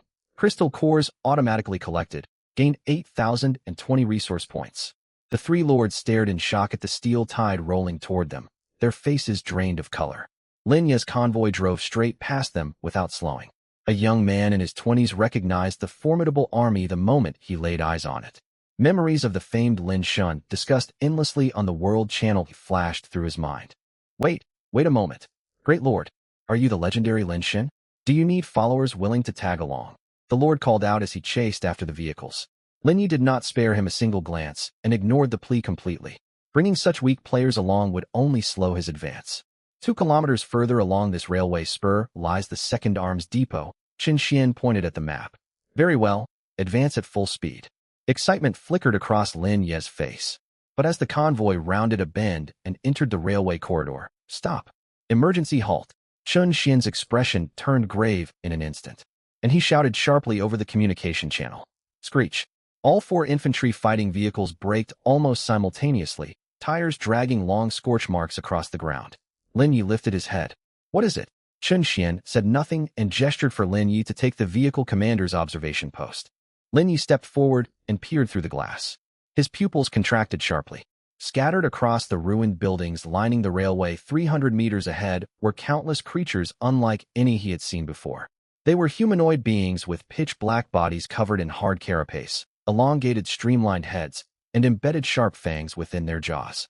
Their limbs were slender yet rippling with explosive power, each trailing a sharp tail spike. They clung tightly to walls, abandoned train carriages, and steel girders of the viaduct. Countless pupil-less heads swiveled as one, locking onto Lin Ye's convoy. Hiss, hiss, hiss. Shrill screeches tore through the sky. That bone-chilling malevolence pricked every hair on their skin, even through armored plating. System notice. High-risk extraterrestrial life detected, xenomorph. Threat level, extreme. Immediate evacuation advised. Damn xenomorphs. Lin Yi gasped. These creatures were regulars in sci-fi films, a well-known icon online. Xenomorphs. How could there be so many of them? Just then, a voice speaking broken Mandarin blared from roadside loudspeakers. Lord from the Dragon Nation up ahead, I suggest you stop your vehicles right now. Lin Yi turned his gaze. On the rooftop of an abandoned factory across the railway line stood a short Asian man roughly 150 centimeters tall, wearing sunglasses. Behind him, dozens upon dozens of xenomorphs packed the ruins like an oncoming tide. My name is Kim Jae-hoon. I have summoned the xenomorph hive. The man pushed up his sunglasses, amusement lacing his tone. This territory belongs solely to the Great Republic. With that, Kim Jae-hoon snapped his fingers. Hiss! In an instant, thousands of xenomorphs screeched in unison. A black tide surged out from every crumbling building ruin, charging straight for Lin Ye's convoy. All vehicles, open fire at will. Chu Feng's pupils constricted sharply. Rat-a-tat-tat. Boom, boom, boom. 12.7mm heavy machine guns and 30mm autocannons roared simultaneously. The battle ignited in that very moment. Rat-a-tat-tat. Boom, boom, boom. The thunder of 12.7mm heavy machine guns and 30mm autocannons erupted at once, shattering the quiet of the early morning. High-explosive incendiary rounds burst into blazing fireballs amid the xenomorph horde, blowing several of the vanguard monsters to pieces on the spot. Yet, hiss! Those xenomorphs torn apart did not perish instantly. They writhed violently on the ground, torrents of white fuming corrosive blood spraying from their wounds. Sizzle sizzle. Acid splattered across the concrete roadway, carving deep, horrifying craters in an instant. A single drop landed on the tire sidewall of the lead infantry fighting vehicle. The rubber surface immediately billowed white smoke, releasing a pungent burning stench. "Sergeant, its blood corrodes everything," the machine gunner aboard the Mengsure assault vehicle shouted in alarm. "All vehicles, maintain distance. Do not let them close to the hull." A fine layer of cold sweat broke out across Chu Feng's forehead. Suppressive fire. Aim for the heads. But the xenomorphs moved far faster than anyone anticipated. The monsters leaped, scaled walls and steel beams, and rolled through the wreckage in uncanny, almost anatomically impossible postures. Sometimes they sprinted on all fours, sometimes they hung upside down like geckos. Other times they hurled themselves from heights like cannonballs toward the ground. They moved so swiftly that only fleeting black shadows could be seen. Rat-a-tat-tat. Driven by automatic motors, the 12.7mm heavy machine guns poured out rounds non-stop, empty shell casings raining across vehicle roofs. More than a dozen xenomorphs were riddled with bullets, their black carapaces splitting open as corrosive blood splattered everywhere. Still, more xenomorphs closed in on the convoy. Hiss! One xenomorph suddenly leaped down from high ground amid the rubble to the side, crashing heavily onto the top armor of Vehicle 3. Its sharp claws scraped violently against the metal surface, sending sparks flying with an ear-splitting screech. "We've got something on top," the driver inside Vehicle 3 yelled in terror. "Shake it off." The driver wrenched the steering wheel hard. The infantry fighting vehicle lurched wildly, yet the xenomorph clung fast to gaps in the armor, refusing to be dislodged. Its hideous head slammed repeatedly against the bulletproof observation window.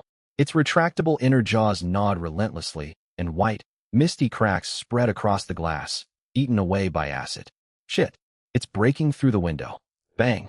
A soldier inside extended a QBZ-191 rifle through the firing port and fired several shots upward at the creature. The xenomorph let out a shriek.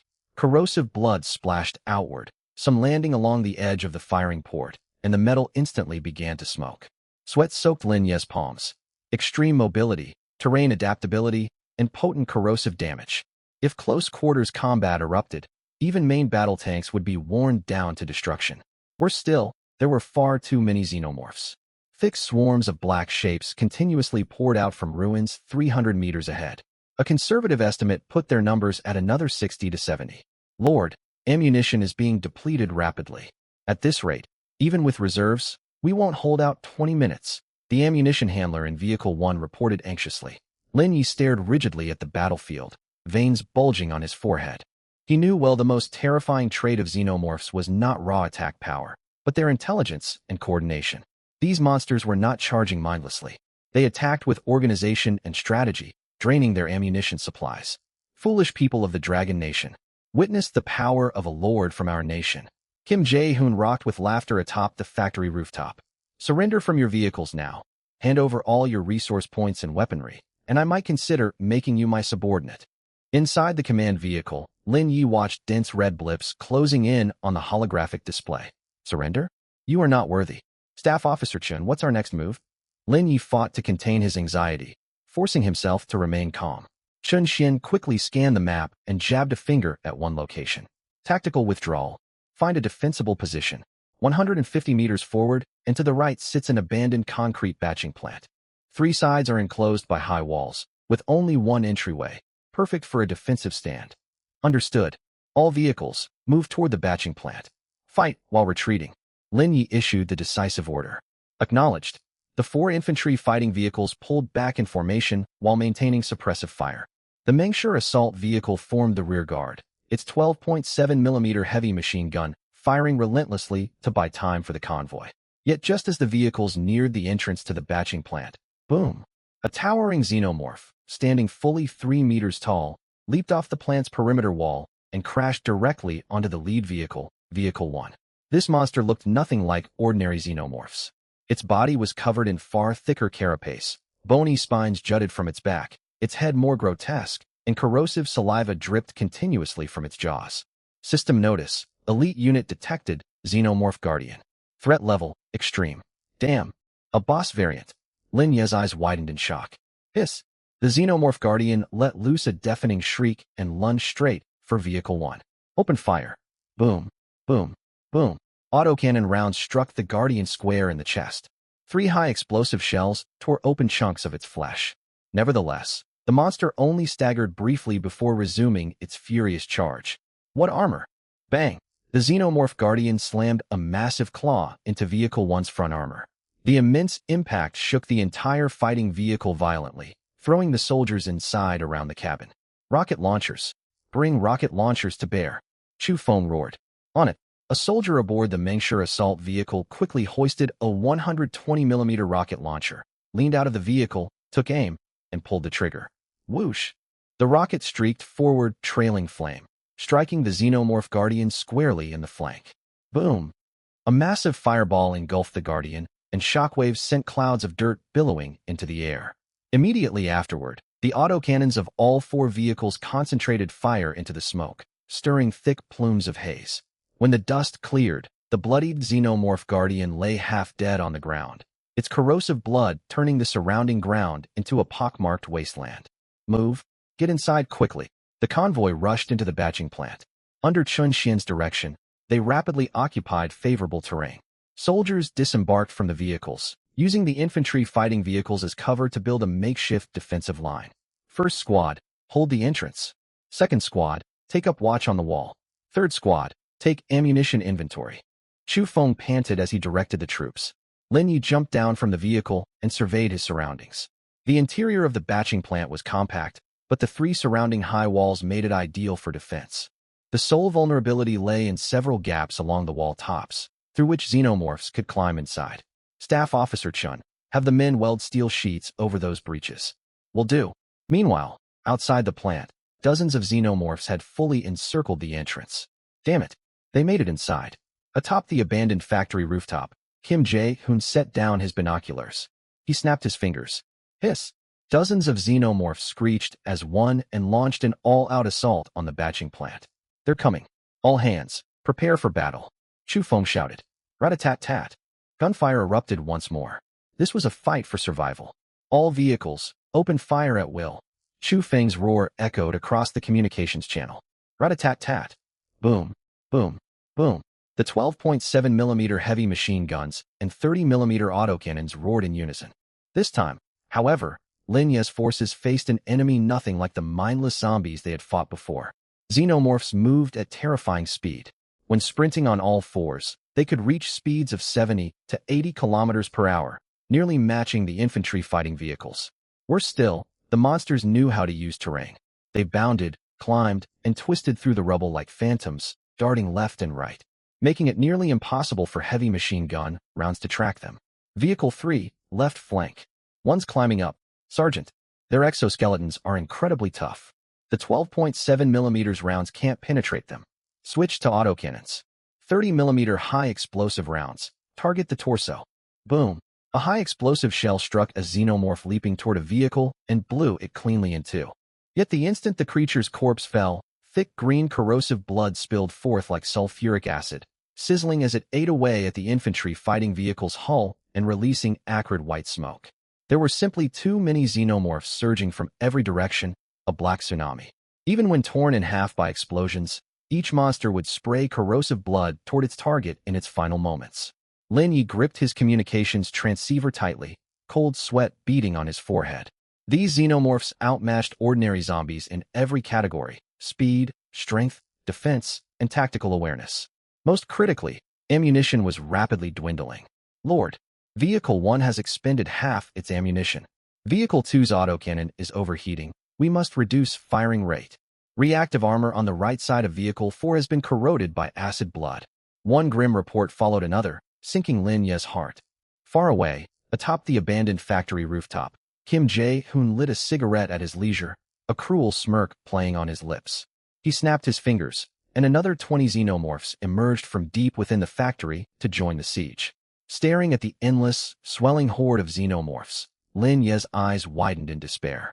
We're trapped. If this stalemate dragged on, forget reaching Jiangcheng. His entire unit would be wiped out here. Suddenly, Lord, look, a convoy is approaching from the rear. Chen Xian pointed urgently toward the rearview mirror. Lin Yi glanced back. 3 kilometers down the abandoned highway, 7 or 8 beat-up pickup trucks, off-road vehicles, and even 2 farm tricycles churned forward, rolling clouds of dust as they raced toward them. This mismatched assembly of vehicles formed a ragtag army. People lined every vehicle. Heavy infantry clad in Qin dynasty armor, legionaries holding Roman-style shields, and tribesmen wielding stone axes. They were the other lords from earlier. Lord Lin, we've come to help you. Everyone, charge. So many lords from the Dragon Nation. Lord Lin won't face this alone. Charge. These lords had no coordinated tactics or sophisticated weaponry. They charged straight into the xenomorph encirclement aboard their ramshackle vehicles. Qin heavy infantry formed a wall with bronze spears and halberds to cover the flank of Lin Ye's convoy. Roman legionaries locked shields into defensive formations, drawing the attention of countless xenomorphs. The tribesmen roared, swinging stone axes to engage the aliens in brutal close-quarters combat. It was a hopeless slaughter. A single swipe of a xenomorph's claws could tear through bronze Qin armor. One thrust from a xenomorph tail spike could pierce a Roman shield. The tribesmen suffered heavy casualties within moments of closing in. Yet none of these lords retreated. Lord Lin, escape now. We will hold them off. Don't worry about us. You must survive. The Dragon Nation region cannot afford to lose you. Men sing. Arise, ye who refuse to be slaves. Horse singing drifted across the ruins. Warriors clad in ancient armor fell one after another beneath xenomorph claws. Lin Ye's eyes stung. These people were complete strangers to him. He had once dismissed them as minor rivals. Lin Yi had seen them merely as competitors vying for control of regional outposts. Now they sacrificed their own lives to buy him a chance to survive. No, I cannot just leave, Lin Yi muttered, fists clenched tight. Lord, this is our opening. Chen Xian's eyes lit up abruptly as he stared at the tactical display. Look, the xenomorphs have split up. They're drawn toward those lords on the flank. Pressure on our position has eased by at least 30%. Chen Xian continued. According to intelligence files, xenomorphs have poor vision. They rely primarily on thermal sensing and scent to locate prey. If we deploy smoke grenades to blanket the area, visibility will vanish, leaving them dependent on heat and smell. High temperatures will heavily disrupt their sense of smell, leaving thermal imaging as their only tracking method. Then what? Lin Yi lifted his head sharply. Then we deploy thermobaric bombs. A ruthless glint flashed in Chen Xian's eyes. When a thermobaric bomb detonates, it instantly consumes oxygen over a wide radius, unleashing extreme heat and crushing overpressure shockwaves. In enclosed or semi-enclosed terrain, its lethality multiplies many times over standard explosives. The intense heat creates massive thermal signatures. The xenomorphs will be misled by their own thermal sensors and converge on the blast zone. Lin Ye's pupils dilated. A devastating tactic, turning the xenomorphs' greatest strengths into their fatal weakness. Chu Feng, execute my orders. Lin Yi snatched up the communications transceiver. All vehicles, deploy smoke grenades immediately to cover the 500 meters ahead. Then prime all thermobaric ordnance. Target the densest smoke zone. Fire all at once. Acknowledged. Whoosh, whoosh, whoosh. Smoke grenades launched simultaneously from all 4 infantry fighting vehicles. Dozens of canisters burst open in the air, shrouding the entire stretch of ruins in thick white fog. The xenomorphs hesitated, forced to rely on thermal sensing to hunt. Now, launch. Boom, boom, boom, boom. Rocket gunners squeezed their triggers. 8 thermobaric warheads streaked through the air and struck the heart of the smoke cloud with pinpoint accuracy. The next instant, boom. Light seemed to drain from the world. A terrifying fireball erupted above the ruins, searing white light blazing like a falling sun. The extreme temperature shockwave instantly devoured oxygen across dozens of meters. Countless xenomorphs were vaporized outright in the explosion, leaving no trace of their bodies. Creatures slightly farther out had their internal organs ruptured by the overpressure blast, collapsing to the ground bleeding from every orifice. Even those attempting to flee were engulfed by flames, letting out agonized screeches. Flames swallowed the entire battlefield. Ding. Xenomorph times 103 eliminated. EXP plus 10,300, resource points plus 10,300. Ding. Elite Xenomorph times 2 eliminated. EXP plus 1,000. Bonus resource points plus 10,000 for slaying elite units. System notifications flooded Lin Ye's mind non-stop, and his experience value rocketed skyward. From the rooftop in the distance, Li Jae-hoon watched his carefully nurtured main xenomorph army get wiped out in one sweep. He froze completely. No, impossible. This can't be happening. His face turned deathly pale. Trembling hands tried to summon more xenomorphs, yet the cold system alert crushed his last shred of hope. Insufficient resource points. Unable to summon additional units. It's over. I'm finished. Li Jae-hoon slumped to the ground. But a second later, he jerked his head up, a twisted, frantic glint flashing in his eyes. You think you've won? Dream on. If I'm going down, I'll drag all of you with me. He scrambled to his feet and forcibly activated Berserk mode for his remaining xenomorphs. The ability sent every surviving creature into a reckless frenzy. Their attack power and speed surged drastically, yet they would perish within a short window. Screech. Ear-splitting howls tore through the sky. At the rear of the battlefield, the last 3 xenomorphs sprinted out from the shadows. Crimson light oozed from their eye sockets. They raced forward like black lightning, charging straight for the rear of Lin Ye's convoy. The logistics trucks carrying rescued Dragon Nation lords and their surviving soldiers. Lord, xenomorphs are flanking us from behind. Elite units. Chun Xian's roar echoed across the communication channel. Lin Yi quickly pulled up the tactical live feed and widened his eyes at what he saw. 3 xenomorphs closed in rapidly, targeting the very last truck in the formation. The creatures moved far too fast. The logistics vehicles, refitted from abandoned chassis, stood no chance of outrunning them. The truck held vital supplies and the lords who'd come to aid him. Those Dragon Nation lords had just endured brutal combat. Their exhausted soldiers possessed almost no fighting capacity left. Vehicle 1 and Vehicle 2, slow down and open fire. Block them. Chu Feng barked out the order without hesitation. It was already too late.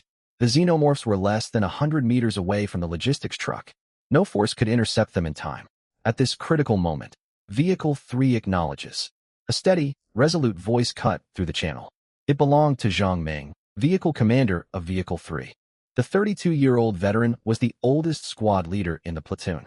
The next instant, Vehicle 3 pulled off a sharp drift, sliding sideways to form a barrier between the logistics truck and the incoming xenomorphs. Zhang Meng, are you crazy? Pull back. Instructor Shun shouted sharply over the comms, a rare display of urgency. Instructor, there's no time. Zhang Meng's tone stayed calm, weighted with unwavering resolve.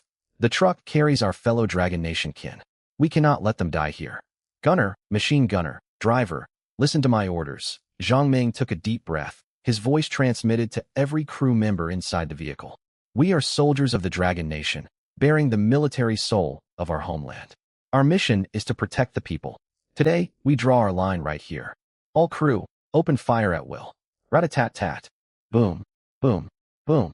The vehicle's 30mm autocannon and 12.7mm heavy machine guns roared simultaneously. Blazing tongues of flame surged forward, pouring relentless fire onto the charging xenomorphs.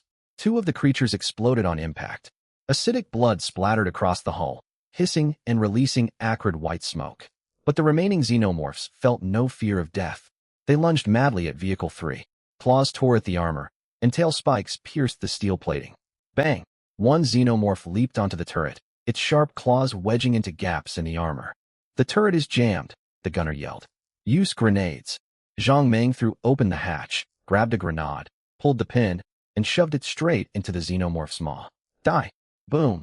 The grenade detonated inside the creature's mouth, blowing half its head apart. Yet acid blood sprayed from the dying monster's jaws and splashed all over Zhang Meng's face. Ugh! Zhang Meng screamed. The acid instantly corroded his facial flesh, revealing bare bone beneath. Even so, he gritted his teeth and stumbled back to the commander's station. Commander, your face. The driver's voice trembled. Forget me. Keep firing. Zhang Meng roared. More xenomorphs closed in. Acid blood riddled Vehicle 3's armor. Tail spikes severed the drive shaft, and a massive gash split open the turret. Commander, we can't hold on. The machine gunner's voice grew weaker and weaker. Zhang Meng glanced at the tactical display. The logistics truck had traveled 500 meters away. He smiled. Men, our mission is complete. The truck is safe. Zhang Meng drew a deep breath and reached for the ammunition rack, preparing to manually ignite the explosives. He planned to self-destruct the vehicle. Lord, platoon leader, instructor, I'm sorry. Vehicle 3 moves ahead first. Wait. Zhang Ming. Don't. Lin Ye's shout blared through the communication channel. It was too late. Boom. Vehicle 3, along with the remaining 2 xenomorphs, vanished into a raging fireball amid the violent explosion. Silence fell over the communication channel. Lin Yi stared blankly at the distant fireball, every ounce of strength drained from his body. Vehicle Commander Zhang Ming, Gunner Li Xiang, Driver Zhao Gang, Machine Gunner Wang Lei. All 4 perished. They were Lin Ye's most elite troops, the backbone of this mechanized platoon, brothers who had fought beside him from day one. Now they would remain forever buried in these ruins. For a long time, Lin Yi said nothing. Only the hum of the engine echoed inside the command vehicle. Lin Yi stared rigidly at the distant flames, his fists clenched tight. Chew foam. After what felt like an eternity, Lin Yi spoke softly. Eliminate Li Jae-hoon. Yes. A sniper poked out from cover, raised his rifle, and locked onto the figure slumped on the far rooftop. Crack.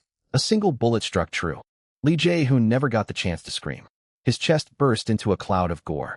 Lin Yi silently climbed down from the command vehicle and marched slowly toward the site of Vehicle 3's explosion, saluting solemnly.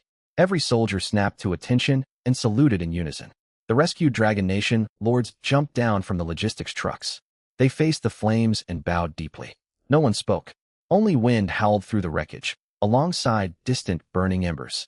Half an hour later, Lin Yi led his exhausted troops to clear the battlefield. Within Vehicle 3's mangled wreckage, they recovered 4 charred dog tags, their outlines still recognizable. Zhang Ming, Li Xiang, Zhao Gang, Wang Lei.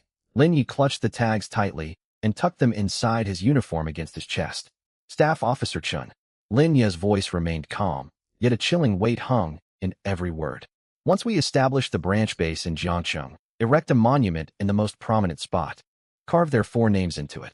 Let everyone know 4 soldiers of the Dragon Nation gave their lives protecting their compatriots in this wasteland. Chun Xian nodded heavily, eyes reddening. Understood. Meanwhile, the Dragon Nation lords walked over from the logistics trucks. Covered in blood, they sank to the ground, yet none shed tears. Lord Lin. One lord spoke with a shaking voice. They died protecting us. This is our fault. No. Lin Yi shook his head, his throat rough. That beast Li Jae-hoon is to blame. He turned to face the group, then glanced at the ancient warriors fallen motionless amid the rubble behind them. The earlier thought that these fighters were trivial troops vanished completely, replaced by sincere respect. Like Vehicle 3's crew, those warriors had sacrificed themselves to cover the retreat. They hailed from different eras and spoke different accents, yet fought and died for a shared goal. Everyone, I have a proposal. All heads lifted to look at him. I believe all people of the Dragon Nation need to look out for one another in this hellish place. If foreign lords unite while we remain divided, we will not survive. Lin Yi paused, his tone firm and unyielding. I propose forming an alliance, the Dragon Soul Alliance. The rules are simple. Membership is voluntary, no mandatory obligations, and no protection fees. We share intelligence, exchange resources, and stand together through hardship. If any member comes under attack, the rest rally to defend them. I command a military force. In the future, Alliance members may purchase weapons and equipment from me at discounted rates. I will also organize regular joint monster sweeps, leading everyone to gain experience and gather resources together. Additionally, we will build a public intelligence network. Anyone who locates hostile lord coordinates, dangerous zones, or resource deposits can post the information for all members to see. Lin Yi scanned the crowd and said gravely, I do not demand absolute loyalty to me. I only ask one thing. The people of the Dragon Nation must stick together to survive in this brutal world. Silence hung over the truck bed for several seconds. Then a bloodstained lord shot to his feet and nodded forcefully. I join. Count me in. Me too. Lord Lin, you shall be the leader of the Dragon Soul Alliance. Voices echoed in agreement all at once.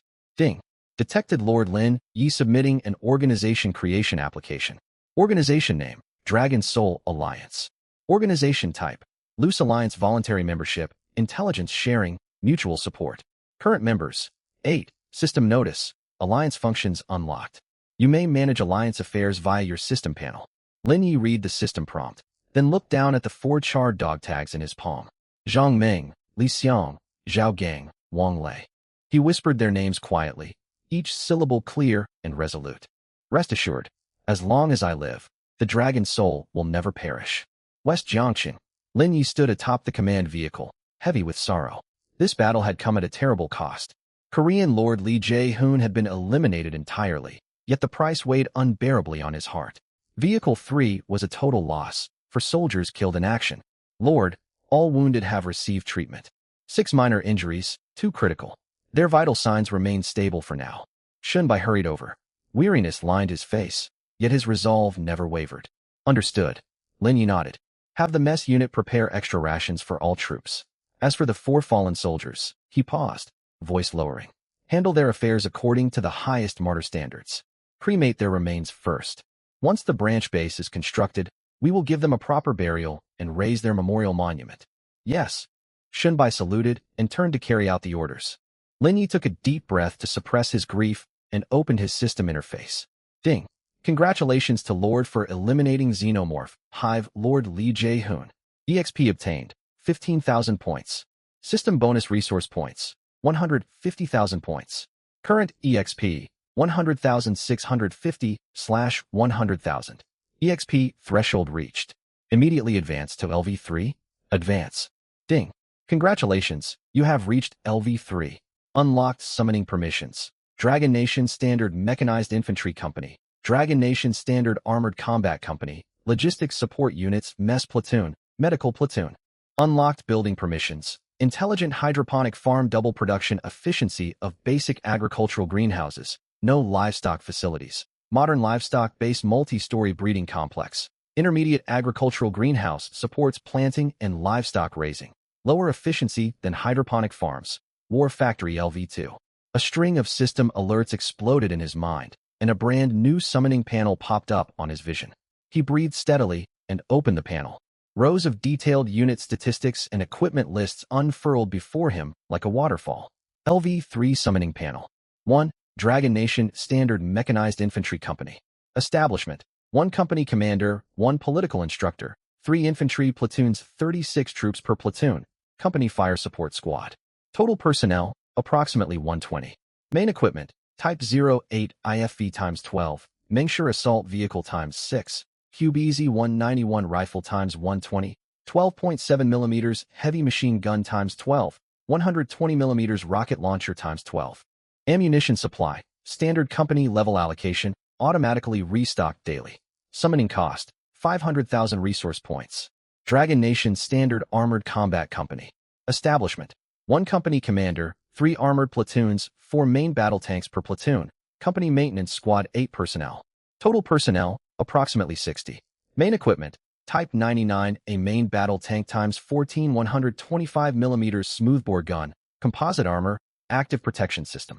Ammunition supply, armor-piercing rounds, high-explosive rounds, anti-tank missiles provided per standard allocation, restocked daily. Summoning cost, 1,200,000 resource points. A full mechanized infantry company, 120 fully modernized infantry. Clearing zombie hordes would be child's play with such a force. Not to mention the Armored Combat Company, 12 Type 99A main battle tanks. Just imagining it sent a chill down his spine. However, Lin Yi checked his current resource point balance. Current resource points, 216,200 points. He fell silent. A single infantry company cost 500,000 points. An armored company demanded 1.2 million. Even if he spent every resource he owned, he could not afford 1 infantry company, let alone armor. Seriously, system, you might as well rob me outright, Lin Yi muttered to himself. Still, he realized his leveling pace from LV1 to LV2, then LV2 to LV3 had been far too rapid. He had no time to accumulate resources. He opened the system-level EXP table and reviewed the requirements for advancing from LV3 to LV4. LV4 advancement requirement, 10 million EXP, 1 special key item. Item description, special key item, details. 10 million experience points to unlock battalion-level units. The cost rose exponentially. To make matters more confusing, he had no clue what the special item was. Its description was nothing but question marks. Even so, battalion-level units accessible at LV4 represented true, overwhelming power compared to LV3 forces. Infantry, armor, artillery, air defense, reconnaissance, full logistics, all integrated, capable of independent large-scale operations. Only upon reaching LV4 could he unleash the full strength of the world's most formidable ground army. LV4 remained a distant goal. For the foreseeable future, He would operate at LV3 for a long time. He closed the infantry and armored company pages and focused on the lowest option, standard infantry squad. Confirm summon. Dragon Nation standard motorized infantry squad ×1. Cost, 30,000 resource points. No choice. Funds were tight. Reinforcing one infantry squad would suffice for now. Confirm. Ding. Summoning successful. Estimated arrival at Lord's location in 10 minutes. Lin Yi shut the system interface and exhaled deeply. Current resource points, 186,200 points. The expense stung, yet it was worthwhile. He would bring the platoon up to full strength to stabilize frontline combat power, then focus on farming experience and resources to push straight toward LV4. 10 minutes later, a brand new Mengshur assault vehicle carrying 9 fully armed soldiers pulled steadily beside Lin Ye's command vehicle. Report to the Lord. Dragon Nation standard motorized infantry squad reporting for duty. A young sergeant hopped out and delivered a crisp military salute. Lin Yi returned the salute. Welcome aboard. Chu Feng. Here. Begin troop reorganization immediately. Assign this newly summoned squad to 2nd Platoon to fill the vacancies left by Vehicle 3's crew. Additionally, inspect all combat vehicles, top off ammunition and fuel supplies. Understood. Chu Feng instantly set the orders in motion. The camp quickly buzzed with activity. Soldiers sorted gear, replenished ammunition, and serviced vehicles. The 9 newly summoned troops blended seamlessly with the veterans, ready to fight side by side.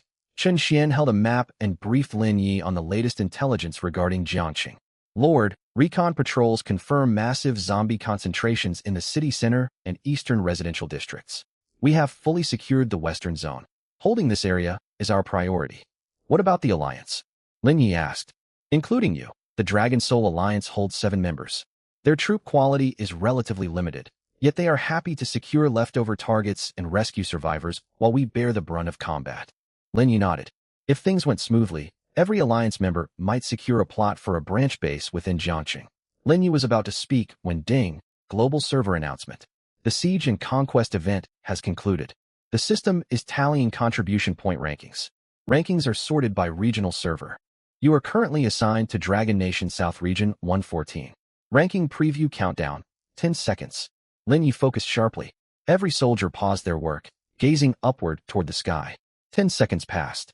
A massive golden leaderboard materialized like a projection above Jiangqing, visible to every lord in the region. Jiangqing Siege and Conquest, contribution point ranking. First place, Lin Yi Dragon Nation Dragon Soul Alliance contribution points. 58,000 eliminations including hostile lord units and infected. 6,000 plus base allocation. Zone 8 Core Armory District. Second place, Xiao Yilan Dragon Nation contribution points. 51,000 eliminations. Base allocation, Zone C, Old Residential District. Third place, Ivan Sokolov Russia contribution points. 38,000 eliminations. 200 plus base allocation. Zone D, Industrial Warehouse Belt. Fourth place, Chun Gang Dragon Nation Dragon Soul Alliance.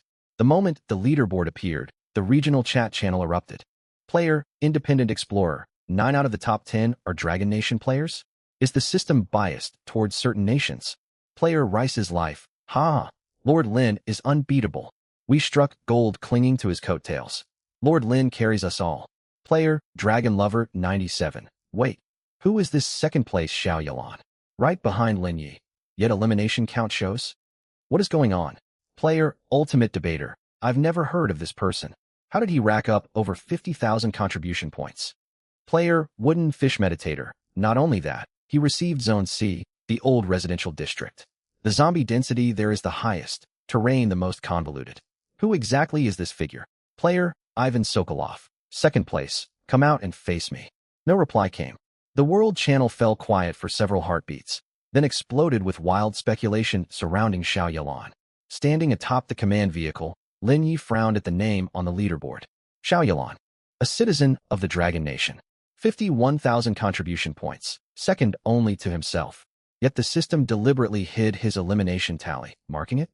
Even stranger, ever since entering Jiangqing, Lin Yi and alliance forces had swept the entire western and northern zones. They had encountered nearly all roaming lords and zombie hordes in the area. No one had ever laid eyes on this Xiao Yilan. No one had seen his troops. No one had heard his voice. Not a single person even knew what type of units he commanded. He was nothing but a ghost. Staff Officer Chun. Lin Yi spoke in a heavy tone. Have you heard of this man? Chun Xian shook his head, his expression grave. I haven't. This person is extremely eerie. Chu Feng frowned. Could he have summoned some kind of stealth unit? Like ninjas or assassins? It's possible. But even stealth units would create some commotion if they racked up more than 50,000 contribution points. We've fought countless battles across Jiangcheng, yet we have never once crossed paths with his troops. Lin Ye's pupils constricted. This man is a master. Lin Ye had no answers. Just then, the man named Ivan spoke once more on the public channel. If the second-place contender refuses to show himself, I'll head over to Zone C to take a look myself. Lin Ye knitted his brows. Who exactly was this Ivan, speaking with such bravado? Ranked third, he was clearly no ordinary opponent. But the figure who aroused the greatest curiosity remained Xiao Yalan. Who on earth was he? On the afternoon the Conquer and Occupy event concluded, Lin Yi led his troops to formally occupy the sub-base in Zone A. The so-called sub-base was a square zone demarcated by the system within the core ammunition depot region. In size, it was comparable to an urban district, offering vastly expanded room for development. More importantly, a fully intact No. 2 ammunition depot stood right here. Lin Yi ordered Chu Feng to lead men in clearing residual zombies and debris within the barrier. At the same time, he tasked Shunbai with setting up a temporary camp and erecting tents. The soldiers moved quickly. 2 hours later, the basic framework of the camp was complete: command sector, living quarters, catering zone, vehicle parking area, all neatly arranged. The next task was to recruit survivors. This was Chun Xian's specialty. Taking several native workers with him, he headed to several abandoned residential buildings surrounding the ammunition depot, searching and persuading people door to door. Survivors were scarce across the wasteland, yet they still existed. They hid in shadowy corners, clinging to life on rotten canned food and rainwater, their eyes numb and brimming with wariness toward any outsiders. But Chun Xian knew how to reach them. Clad in an old combat uniform and speaking in the local dialect, he knocked on each door. After all, the arrival of the Lord's game had turned everything upside down. Violent clashes erupted constantly downstairs between zombie variants. Legions of Roman soldiers and modern armies and extraterrestrial creatures spawned at fixed intervals. Anyone would be gripped by fear. Folks, don't hide. Come out. There's a safe place outside, with food, clean water, and military protection. Most responded first with silence, then suspicion. The third reaction, when Chun Xian held out a pack of compressed biscuits, was trembling hands reaching forward. By day's end, Chun Xian had gathered nearly 200 survivors from the surrounding area. Once they were brought back to camp, the catering unit immediately served them hot soup and dried meat. Many survivors held their bowls with shaking hands, spilling half the soup. Yet the moment the warm liquid slid down their throats, tears welled up in their eyes. Lin Yi stood to one side, quietly watching the scene. There were no emotional speeches, no grand declarations. Only a bowl of hot soup and a safe bed. That was enough. Lin Yi was busy outlining plans for further development when Chun Xian walked over. My lord, I have vital intelligence. Chun Xian's tone remained calm, yet excitement flickered in his gaze. My lord, as I told you before, the No. 2 ammunition depot lies within our sub-base barrier. Behind its half-meter-thick steel gate, I believe massive stockpiles of weapons and equipment are stored. Lin Yi blinked in surprise. You know the access code? I mentioned I was once a combat staff officer of Wangjiang Military Sub-District on the original Blue Star. Naturally, I know the ammunition depot codes. Lin Yi made an immediate decision. Let's go claim our treasure right now. The group arrived before the ammunition depot gate. Chun Xian directed several native workers to repair the power distribution circuits. Half an hour later, the emergency power supply activated. The access code was entered. Verification successful. The massive steel gate slowly rumbled open. A cloud of dust billowed outward. When the gate fully slid aside, everyone froze. Inside the warehouse, spanning the size of 3 football fields, rows of weapon racks held brand new firearms. Over 300 QBZ-191 assault rifles, 20 QBU-88 sniper rifles, 40 QJY-88 general-purpose machine guns, 150 assorted sidearms, plus hundreds of older Type 95 rifles.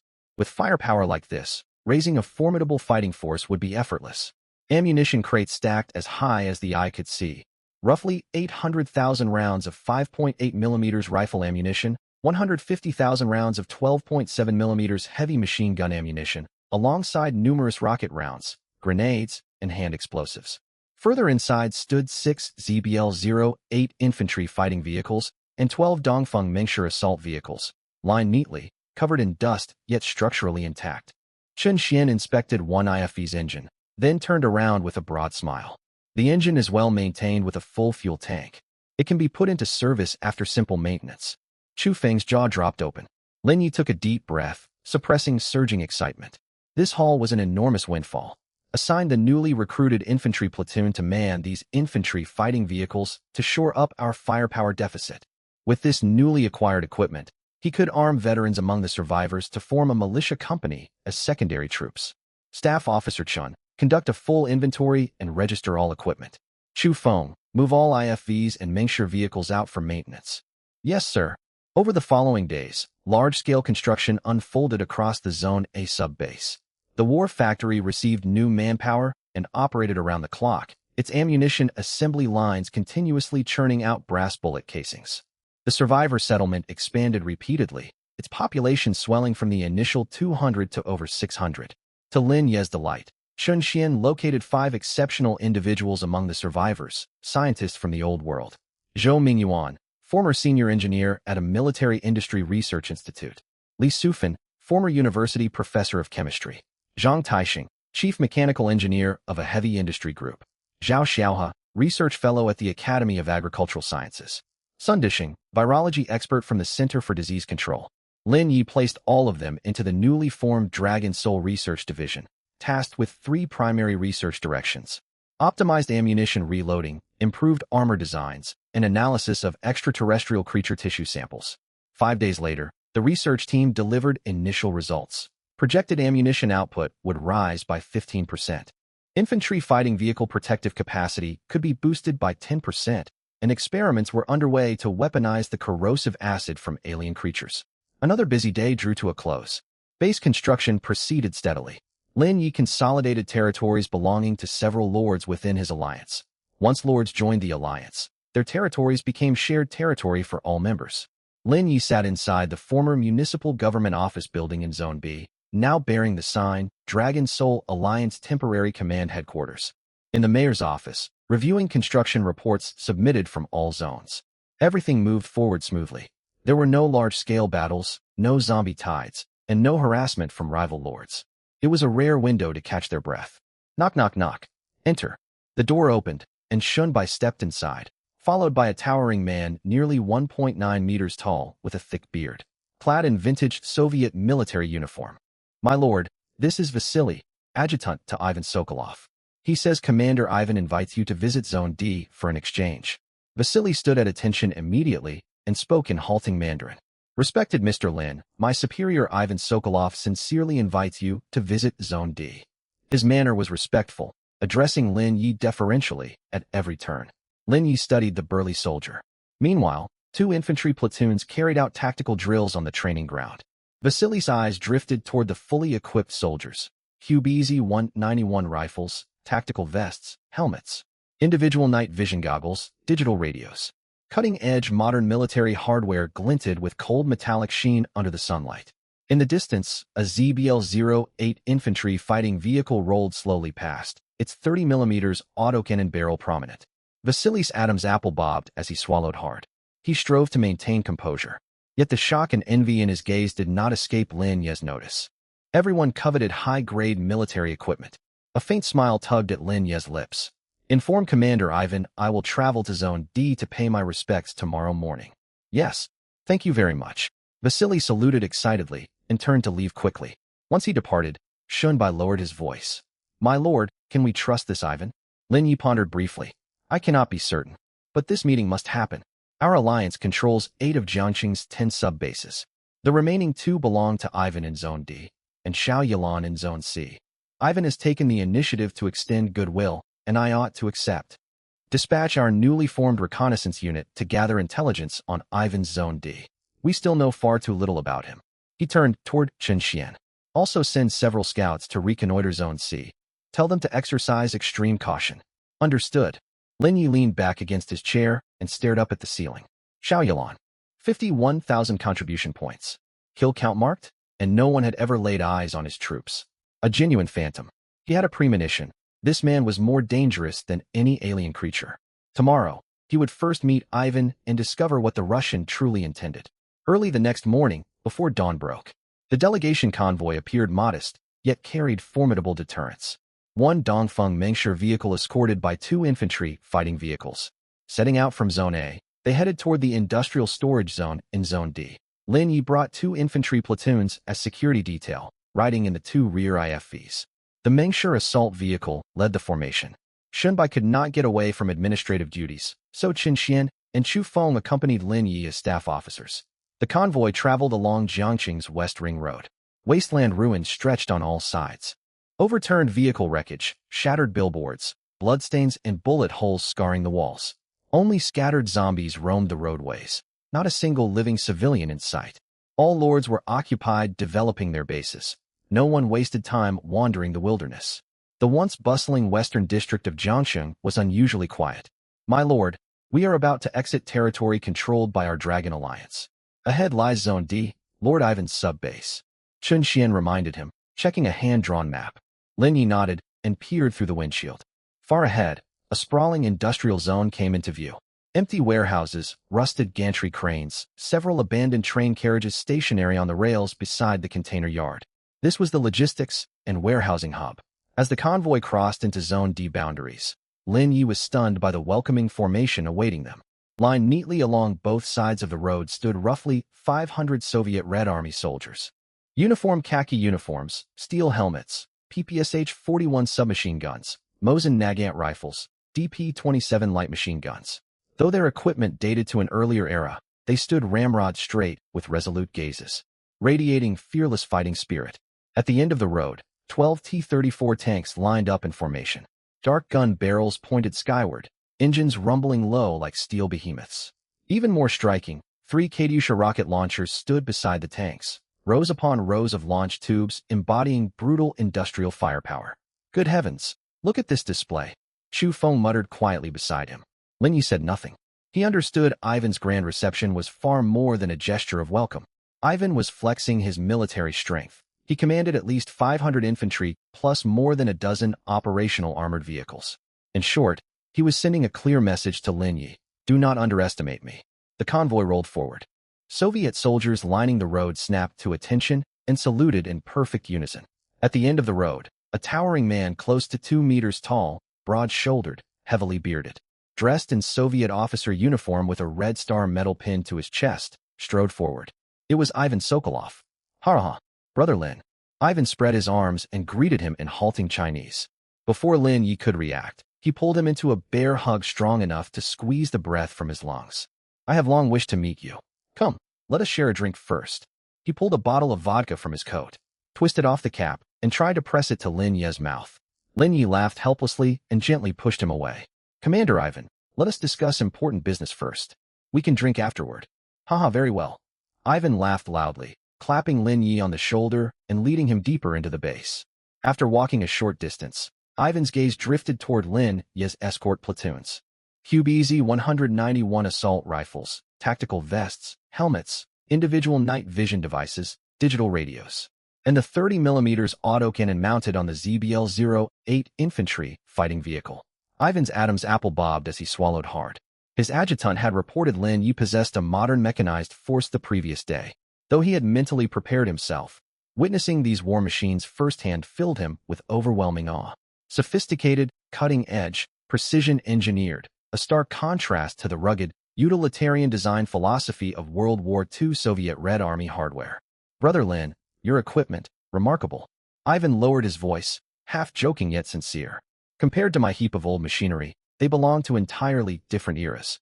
Lin Yi caught the underlying implication in his words and smiled without offering a reply. Quantity and quality each had their own advantages for survival. Ivan's 500 infantry and 12 T-34 tanks would easily fend off zombie hordes. He held the advantage in troop numbers. A direct conflict between their forces would have an uncertain outcome. But if they faced modern weaponry or special foes such as alien creatures, the battle would unfold very differently.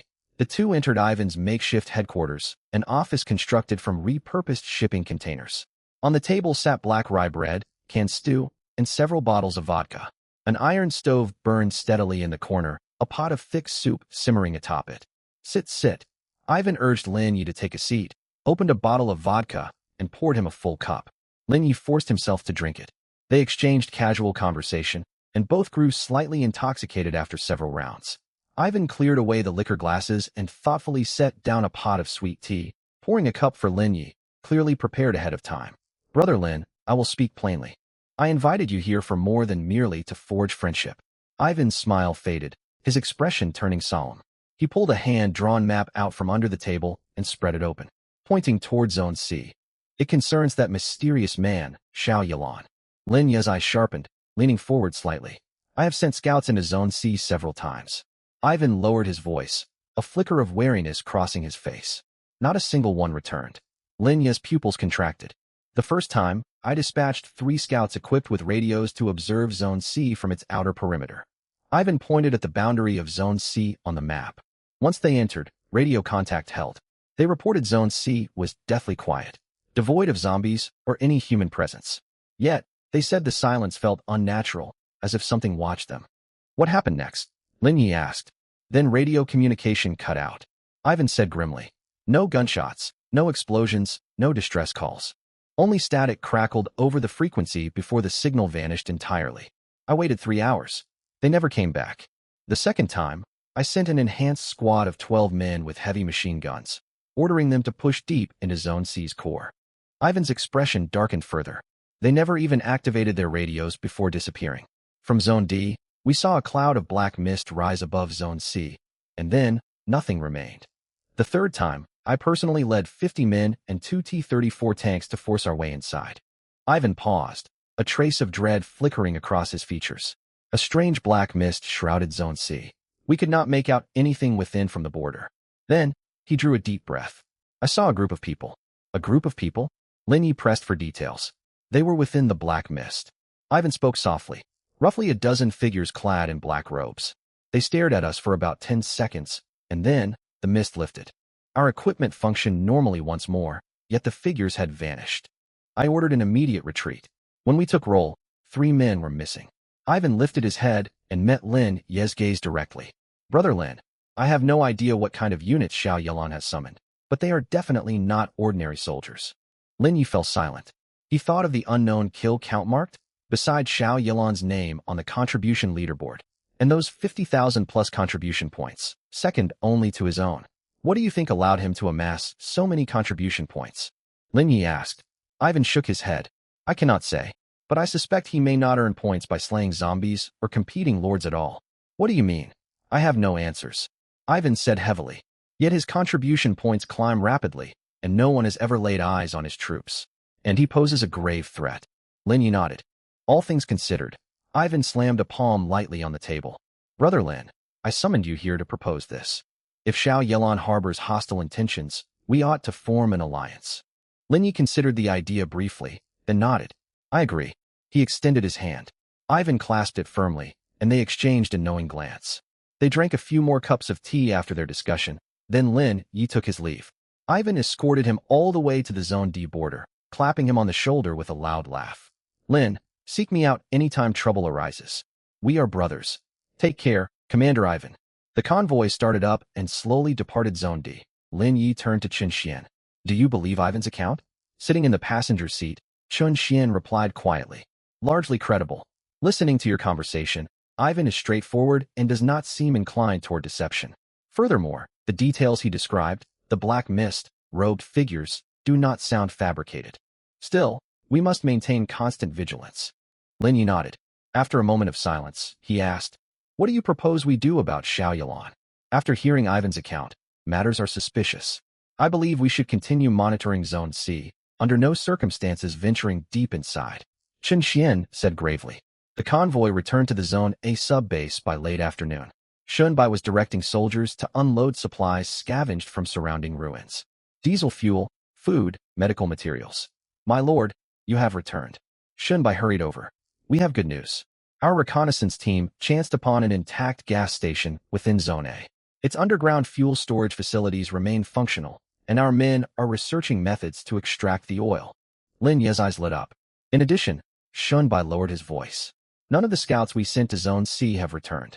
Not a single one. A sense of unease tightened in Lin Ye's chest. Correct. Every man is missing. Shenbai's expression turned grave. We received their final radio transmission. They reported sensing an unknown presence within Zone C. Dragon City, headquarters of the Dragon Soul Alliance.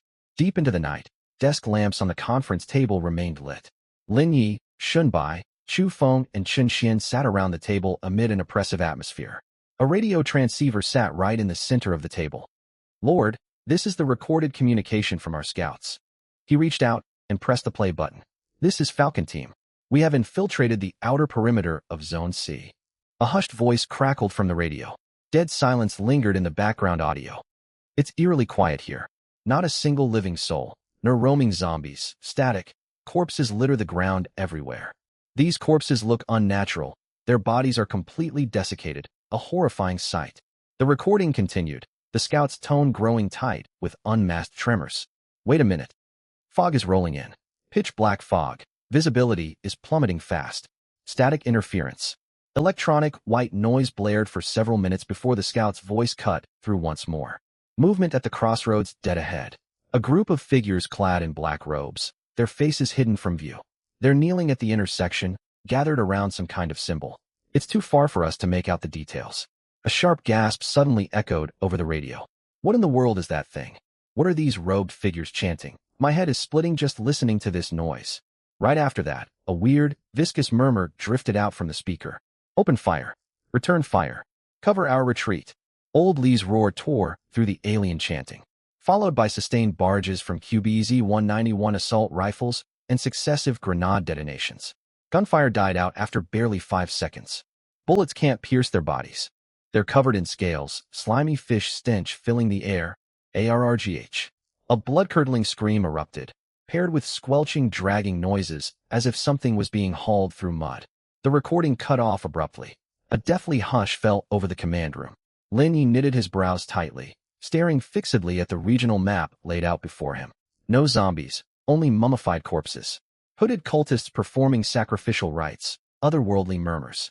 Impenetrable scales mixed with a heavy marine reek. Everything defied conventional modern warfare logic. The troops summoned by Xiao Yalan were definitely not standard military combat units. A heavy sense of foreboding washed over Lin Yi, every instinct screaming warnings at full blast. Any incursion into Zone C right now would spell catastrophic disaster. We have zero intel on Xiao Yalan's true strength. Charging in blindly will only cost our soldiers' lives for nothing. Lin Yi's voice was cold and rational. Suspend all scouting operations targeting Zone C. Keep covert sentries posted no closer than 100 meters from the zone boundary only. Understood. The other 3 responded in unison. With this matter temporarily settled, Lin Yi knew an even more critical task awaited his attention. Next dawn, first light. Orderly, bustling activity filled the territories under the Dragon Nation Alliance. Following Lin Yi's decisive directives, all Alliance development blueprints had been distributed as written orders to every regional lord. Steadily executed under Shun Bai's overall coordination. A former senior technician from the military arsenal had even independently developed improved ammunition and slat armor, drastically boosting troop combat effectiveness and battlefield survivability. Area A, it was rapidly transforming into a fully fortified military stronghold at an astonishing pace. Yet on this early morning, operations across the war factory, Alliance headquarters, and military training grounds ground to a halt. Fine drizzle drifted through cold wind across the vast plaza in front of the municipal government building. Over 500 native survivors, ranging from elderly elders down to young children, gathered voluntarily on the square. Everyone stood ramrod straight, hats removed, observing silent tribute amid the rain. 4 ZBL-08 infantry fighting vehicles lined up neatly at the plaza center, their gun barrels lowered in solemn respect. A temporary wooden dais stood directly before the vehicles, topped with a rough brick memorial stone towering skyward. Modest in size yet imbued with solemn sanctity. A public memorial service was underway here, honoring scouts killed on reconnaissance missions in Zone C, alongside the full crew of Vehicle 3 who sacrificed themselves shielding survivors during the Conquer Raid event. Fully armed soldiers formed a square formation beneath the dais under Chu Feng's command. Flanking them stood disciplined Roman legionaries and solemn Qin dynasty troops in ceremonial regalia. Rainwater streamed down their steel helmets on hardened faces. Not a single soldier moved to wipe it away. Every man stood rigid as iron statues. A mournful bugle call resounded. Stationed atop an armored vehicle, Shunbai served as bugler and blew a somber, grieving last post. The low, mournful tone cut through the rain clouds, echoing across the ruined skyline of Broken Dragon City. When the bugle faded, Lin Yi strode up onto the dais wearing a plain camouflage combat uniform stripped of all rank insignia. He stood exposed to the cold rain with no umbrella shielding him. The other lords of the Dragon Soul Alliance followed suit, filing onto the platform to stand beside him. Lin Yi walked to the memorial stone draped with wreaths and sacrificial offerings. He knelt slowly, taking a bottle of vodka retrieved from Ivan the previous day from Shunbai's hands. Twisting off the cap, eyes reddened, he poured the fiery liquor slowly over the stone monument. Standing upright again, he swept his gaze across the assembled crowd below, his voice hoarse yet thunderous with resolve. I ask every soldier here one question. What are we? We are soldiers. Our muzzles are always pointed outward. Our backs are always left unguarded for our fellow citizens. The entire crew of Vehicle 3 laid down their lives fighting abominations to the last breath. Those 3 scouts perished in a twisted zone without ever laying eyes on what exactly hunted them down. Does it feel unjust? It most certainly does. But I, Lin Yi, swear this before everyone here today. We endured the zombie hordes. We fought back against alien monsters. Every victory we hold was bought with the blood of our fallen brothers in arms. Their blood will never be shed in vain. Whatever evil lurks within Zone C, no matter how unnatural or terrifying it may be, any harm inflicted upon our people demands retribution. Blood shall be repaid with blood. Salute! Shunbai roared hoarsely the instant Lin Yi finished speaking. A uniform rustle swept the plaza as every soldier raised their right hands sharply, fingertips touching the brims of their headgear. Roman soldiers on the left flank removed their helmets, pressing right palms to their foreheads in traditional Roman military salute. Qin troops on the right took off their helmets and stood rigidly at attention. Portuguese musketeers at the rear guard lifted their flintlock firearms skyward. Fire volley, to escort our fallen home. Shunbai shouted the order. Bang, bang, bang. Acting as honor guards, the Portuguese musketeers fired blank shots overhead before reloading their weapons one after another. After the memorial, troopers returned to their combat posts, and factory machine tools roared back to deafening operation. Lin Yi sat alone inside the command center, massaging his throbbing temples. A soft knock echoed at the door. Chun Xian stepped inside with a grave expression, clutching a transparent sealed tactical evidence bag. My lord, we recovered this at the underground sewage pipeline junction between Zone A and Zone C. You need to see this personally. Lin Yi lifted his head and took the sealed bag. Inside rested a fist-sized fragment of shed scale belonging to some massive aquatic creature, tinted a nauseating murky green. Even through the sealed plastic, a pungent stench of rotting kelp, decaying fish, and stagnant sewage assaulted his nostrils. Patrol units discovered an abnormal footprint embedded in the pipeline silt. Qin Xian lowered his voice. The prints are enormous, webbed in structure, clearly non-human, matching the physiology of bipedal amphibious abominations. Every footprint trail leads outward straight from Zone C. Footprints, shed scales, the overwhelming stench of the deep sea. Had Zone C's monsters already extended their reach into our territory? Lin Yi realized Xiao Yilan was far more than a regional lord content with sealed borders. Like malignant cancer cells, his influence was spreading silently outward. Inform Chu Feng to seal all major sewer entrances with reinforced concrete immediately and boost perimeter patrol strength. Simultaneously relay orders to every allied lord to mobilize their own patrol teams and report any anomalies without delay. Pressing his fingertips against his temples, Lin Yi understood that this undeclared war had already begun ahead of schedule. The following day, Chu Feng led 2 hastily assembled engineering crews to seal the primary underground sewage pipeline entrances with concrete. Hurry up, every seal must be finished before sundown. Standing before a massive concrete pipeline opening with an entrenching shovel in hand, Chu Feng oversaw workers pouring concrete slurry into the passage. Armed sentries holding QBZ-191 assault rifles kept watch over the rubble-strewn surroundings. Sir, will this sealing method actually hold? A young survivor working on the crew voiced his doubts. Chu Feng did not look up from his task. We have no other viable option. Sewage networks are the most likely infiltration route for these fish-like monsters. We block every access point we can manage. Right at that moment, a sentry standing guard raised his rifle sharply, locking his gaze deep into the pipeline interior. Platoon leader. There's movement inside the tunnel. Chu Feng snapped his head upward. The revolting stench of rotten seaweed wafted out from the pipeline depths. All personnel fall back. At Chu Feng's command, civilian engineering staff scrambled backward to a safe distance. 18 soldiers quickly fanned out into a fan-shaped firing formation, barrels trained squarely on the pipeline mouth. Gurgling, slimy crawling sounds drew steadily closer.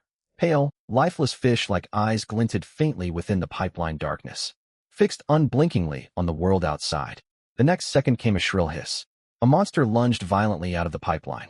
Standing roughly 1.8 meters tall with a humanoid frame, the creature's entire body was covered in murky green scales. Its head resembled that of a fish with bulging, lifeless eyes and jaws lined with razor-sharp fangs. Webbed membranes stretched between its fingers and toes, granting it unnaturally swift, erratic movement. "Open fire!" Chu Feng bellowed. Rapid fire erupted from 9 QBZ-191 rifles in unison, 5.8mm rounds pelting the creature like torrential rain. Most bullets ricocheted off the tough scales, sending tiny sparks flying into the air. Only shots striking the head and joint gaps managed to pierce the scaled hide, releasing thick, viscous green bodily fluid. The fish creature screeched in agony and leaped toward the nearest soldier. The trooper reacted instantly, dodging sideways while drawing his bayonet and driving it upward into the monster's soft underbelly. A wet squelch echoed as the blade pierced the thinly scaled abdomen, pooling green bodily fluid and mucus across the ground. The fish monster convulsed violently for a moment before collapsing motionless. Before Chu Feng could release a breath of relief, dense gurgling crawls resounded once more from deep within the pipeline. At minimum, a dozen more fish monsters were closing in fast. Chu Feng's expression hardened. "Retreat immediately. Engineering teams seal the pipeline now. Soldiers provide covering fire." "Roger." Workers rushed forward to dump buckets of concrete slurry into the tunnel entrance while troops laid down, sustained suppressing fire. "Pass me a rocket launcher." Chu Feng took the launcher handed to him by a subordinate, dropped to one knee, and aimed down the dark pipeline corridor. The rocket streaked forward with a blazing tail flame and vanished into the blackness. "Move out now." A deafening explosion detonated moments later. The rocket ignited trapped methane gas inside the pipeline, triggering a partial tunnel collapse. Rubble, soil, and poured concrete merged together to permanently seal the entrance shut. The screeches and crawling noises of the fish monsters were fully trapped beneath the collapsed ruins. Chu Feng led 2 squads of soldiers sprinting away from the pipeline site, dragging the corpse of the slain fish monster along with them. Fortunately, the entire unit reached the evacuation exit safely with 0 casualties. Slumping onto the ground, gasping for air, Chu Feng stared grimly at the fish monster corpse laid out on the pavement. "Transport this specimen back to the research lab for analysis." Late that same evening, Dragon Soul Alliance Temporary Research Laboratory. Dim lamplight illuminated a crude dissection table. Lin Ye's pupils constricted sharply the moment his eyes landed on the creature's body. Deep ones. As someone familiar with the Cthulhu mythos, Lin Yi recognized the species instantly. Deep ones, an ancient aquatic race native to the deep ocean. Their physical form blended fish and amphibian traits, devoted to worshipping the outer gods Dagon and Hydra. Humans who interbreed with them gradually develop fish-like physiological traits over generations. Put plainly, these were creatures bound to eldritch dark deities. Their very existence was inherently unnatural and terrifying. Dr. Wang, a biologist recruited from the survivor population, held a scalpel as he cut open the creature's abdominal cavity. He narrated his observations in a gravelly tone as he worked. "This entity is a bipedal amphibious organism equipped with both lungs and gills, capable of prolonged activity both on land and underwater." He lifted a single scale with tweezers to examine it under the lamplight. The scales are composed of a keratin-like biological tissue that provides moderate defense against standard 5.8mm rifle rounds. According to platoon leader Chu's combat report, precise shots targeting the head and joints, alongside 12.7mm heavy machine gun fire and explosive concussions, can deliver lethal damage. There is one additional critical detail. Dr. Wang sliced open a gland located beneath the creature's neck, releasing an even more overpowering rotten stench. This gland secretes this thick mucus substance. My hypothesis is that it functions for territory marking and inter-creature communication, analogous to pheromone glands in ant colonies. Lin Yi frowned deeply. Communication capability means these deep ones can coordinate and organize their movements as a collective. Are we looking at organized packs of these monsters? Precisely, Dr. Wong confirmed.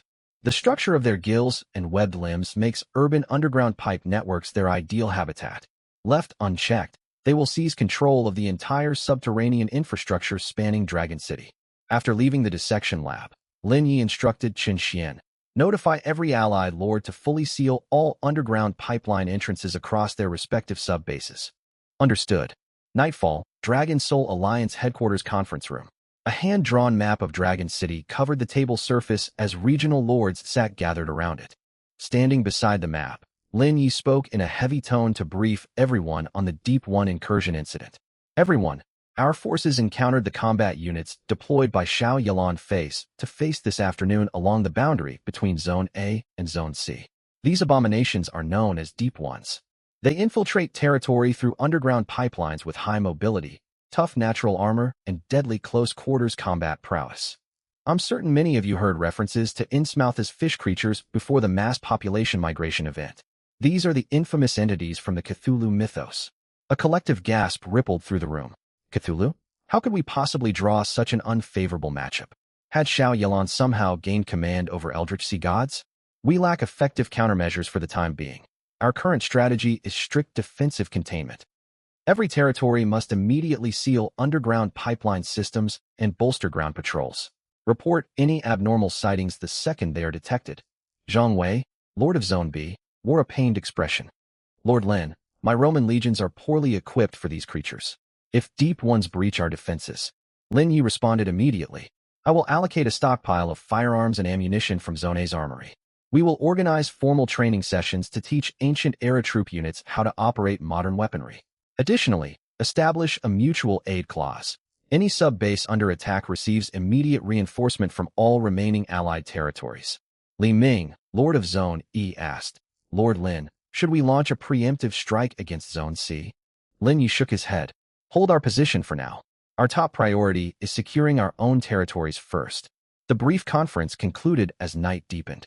Lin Yi requested Qin Xian and Shun Bai remain behind after the other lords departed. These Deep Ones are proving to be an extremely troublesome threat, Lin Yi murmured while staring down at the regional map. Qin Xian voiced his honest concerns. My lord, to speak plainly, we only possess a single reinforced platoon at present, and our manpower is spread far too thin across security details and pipeline sealing operations. Vulnerable gaps are inevitable. Lin Yi furrowed his brows further as he checked his resource tally. Remaining resource points, 197,360. We still have 197,360 resource points available. First, summon 2 standard infantry squads to supplement daily patrol rotations. Next, recruit able-bodied civilian survivors. Arm them with stockpile firearms to form militia detachments for auxiliary combat support. Deploy these militia units to clear out infected entities within sparsely populated districts. This will both sharpen their combat proficiency and generate additional resource income for our alliance. Shun Bai nodded in acknowledgement. Ding. Summoning completed successfully. 2 standard infantry squads deployed, automatically assigned to daily patrol duties. Current remaining resource points, 137,360. Deep midnight. Lin Yi was preparing to rest when shrill emergency radio transmissions blared from the desk transceiver. Static. Lin, can you read me? This is Ivan. Lin Yi lifted the receiver. Ivan, what emergency has arisen? Ivan's voice carried obvious urgency and panic over the frequency. Disaster struck my Zone D territory. At least 30 fish-headed humanoid monsters surged into my region from Zone C's sewer systems. Tanks cannot navigate the narrow underground passages and are ineffective against these creatures, forcing our infantry to hold the line solely with PPSH-41 submachine guns. The mermen have finally been repelled, yet no fewer than 30 comrades laid down their lives. Lin Yi knitted his brows and said nothing. Lin, I've got critical intelligence. I picked up a survivor who fled from Zone C. He claims deep within Zone C, he saw a colossal stone statue. Lin Yi's gaze sharpened at once. A statue? What did it look like? Ivan lowered his voice, his tone heavy with gravity. He described it as having tentacles like an octopus, wings akin to a bat, and countless eyes covering its head. A group of robed figures knelt around the statue, chanting some sort of incantations. Just one glance drove the survivor unconscious. When he woke, he shivered non-stop, rambling about the Lord of Darkness and the call of the deep. Lin Yi gasped, instantly grasping the truth. This statue was most likely an effigy of either Hydra or Dagon. Ivan, Xiao Yilan is an extremely dangerous individual. Based on the limited information we have, he is conducting heretical worship of eldritch entities. Ivan drew a sharp breath. That certainly seems to be the case. Lin, that statue is far from ordinary. It is probably the anchor Xiao Yilan uses to summon these aquatic monsters. If you plan to head there, I can dispatch troops to back you up. Lin Yi fell silent for a moment to think. I appreciate the offer, Brother Ivan, but not right now. I need to bolster my strength first before figuring out how to deal with Zone C. Ivan let out a hearty laugh. Wise choice, Lin. But mark my words, come find me the second you march on Zone C. My T-34s may be old, but their fire packs pack a devastating punch. I will without fail. Once the communication ended, Lin Yi stood by the window, staring toward Zone C shrouded in black mist in the distance. The eldritch statue, the robed cultists, the mermen, Xiao Yilan's forces were far more eerie and horrifying than he had anticipated. Now was simply not the right moment to strike. Lin Yi opened his system panel and stared at the cold string of data displayed before him. Current resource points, 137, 360 Xiao Yilan. Just you wait. Meanwhile, deep inside Jiangqing's Zone C, no traces of the modern city remained in this place. The streets were not prowled by infected beings, but desiccated husks stripped nearly down to bone, their flesh drained dry and internal organs hollowed out, leaving nothing but empty bodily shells wandering aimlessly. Thick black mist hung heavy in the air, mixed with the reeking stench of the deep ocean and rot. At the central city square loomed a giant stone statue, standing 10 meters tall. It bore a roughly humanoid frame, fitted with octopus-like tentacles and bat-style wings. Its cranium was covered in eyes of varying sizes, each one unblinkingly fixed outward, as if watching every corner of this world. The statue's surface was coated in slimy mucus glowing sickly lime green, emanating a revolting odor. Dozens of figures clad in black ceremonial robes knelt in a circle around the monument, murmuring an archaic, incomprehensible chant in unison. Pichenglui Mglwnaf Cthulhu Relaya Ganegulftain. In his house at Relaya dead Cthulhu waits dreaming. The chant echoed across the vacant square, as though an invisible supernatural force permeated every inch of the air. At the foot of the statue, several robed cultists dragged a living middle-aged man alongside two corpses of infected creatures toward the monument. The man trembled violently, his vision blurred and unfocused, repeating himself in a frantic whimper. "Spare me, please spare me." The cultists paid no heed to his pleas. They tossed the living captive and the infected corpses onto the ground directly beneath the statue before dropping to their knees with raised palms. Offerings, offerings, offerings. The next instant, every eye carved into the statue lit up with an eerie emerald glow. The statue's tentacles stirred as if granted life, lashing out instantly to wrap around the living man and the two corpses. Ah! The man let out a blood-curdling scream.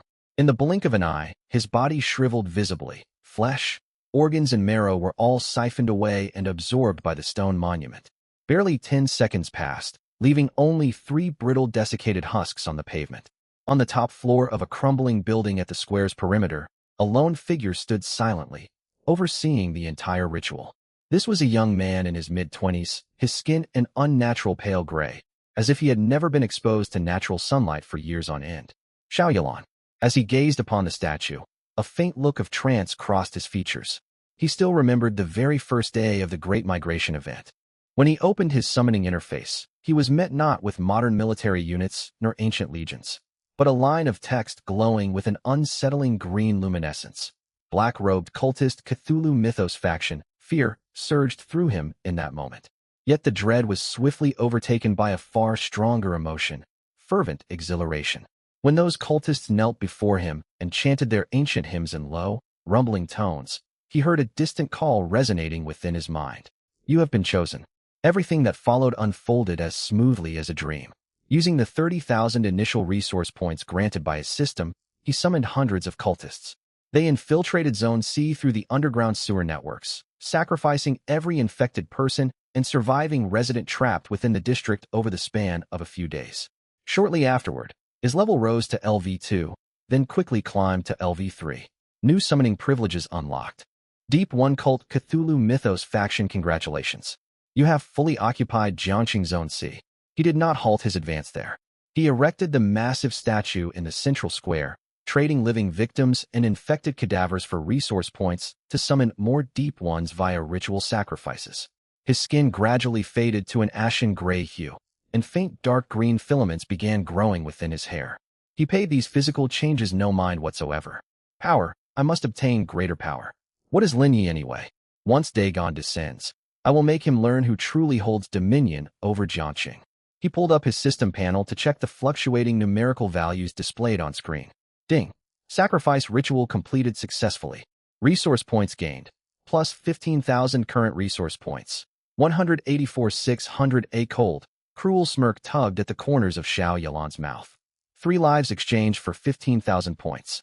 A worthwhile trade. He navigated to his summoning interface. LV2 summoning panel deep 1 merman times 1. 3,000 resource points without hesitation. He purchased the deep 1 unit 30 times in quick succession. Ding. Summoning complete. 30 deep ones have materialized on site. Current resource points. 94,600. Gurgling water noises echoed out from a massive sewer drain at the edge of the square. 30 scaled mermen with dark green carapaces crawled out from the sewer tunnels, dropping onto all fours to crouch submissively before the statue like feral beasts. Xiao Yalan nodded in satisfaction. At that moment, a towering figure shrouded head to toe in black robes stepped slowly to stand behind Xiao Yalan. Its voice was raspy and deep, forced out from deep within its throat.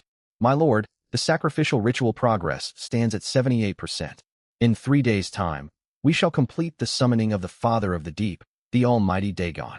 Fanatical light blazed in Xiao Yalan's eyes. 3 days, perfect timing.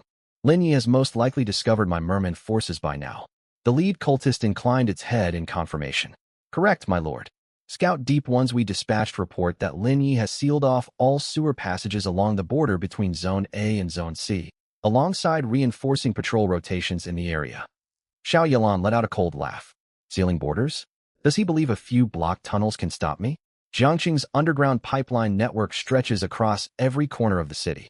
My mermen can surface anywhere they please.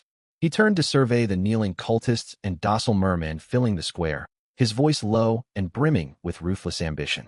Lin Yi only commands a single reinforced platoon. Does he truly believe such a small garrison can defend all of Jiangqing? How utterly naive. When Dagon arrives, I will command it to lead 500 deep ones to infiltrate Zone C through the underground pipelines. And when that moment comes, madness flickered across Xiao Yalan's expression. Lin Yi's territory will be overwhelmed in a single night.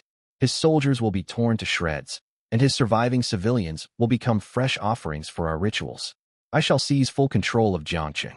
The head cultist bowed respectfully. You are all wise, my lord. Xiao Yalan returned his gaze to the towering statue and muttered under his breath. Dragon Soul Alliance? Ranked first server-wide. Who does Lin Yi think he is? Against the might of the deep seas, his firearms and tanks are nothing more than trivial toys. Just wait. 3 days from now, I will show him the true meaning of terror. He turned and descended the stone staircase, vanishing into the billowing black mist. The statue's glowing emerald eyes continued to burn above the square. The cultist's chant reverberated endlessly through the fog-shrouded district. Piachinglui Mglw Naf Cthulhu Relio Ganegal Ftain. In his house at Relia dead Cthulhu waits dreaming.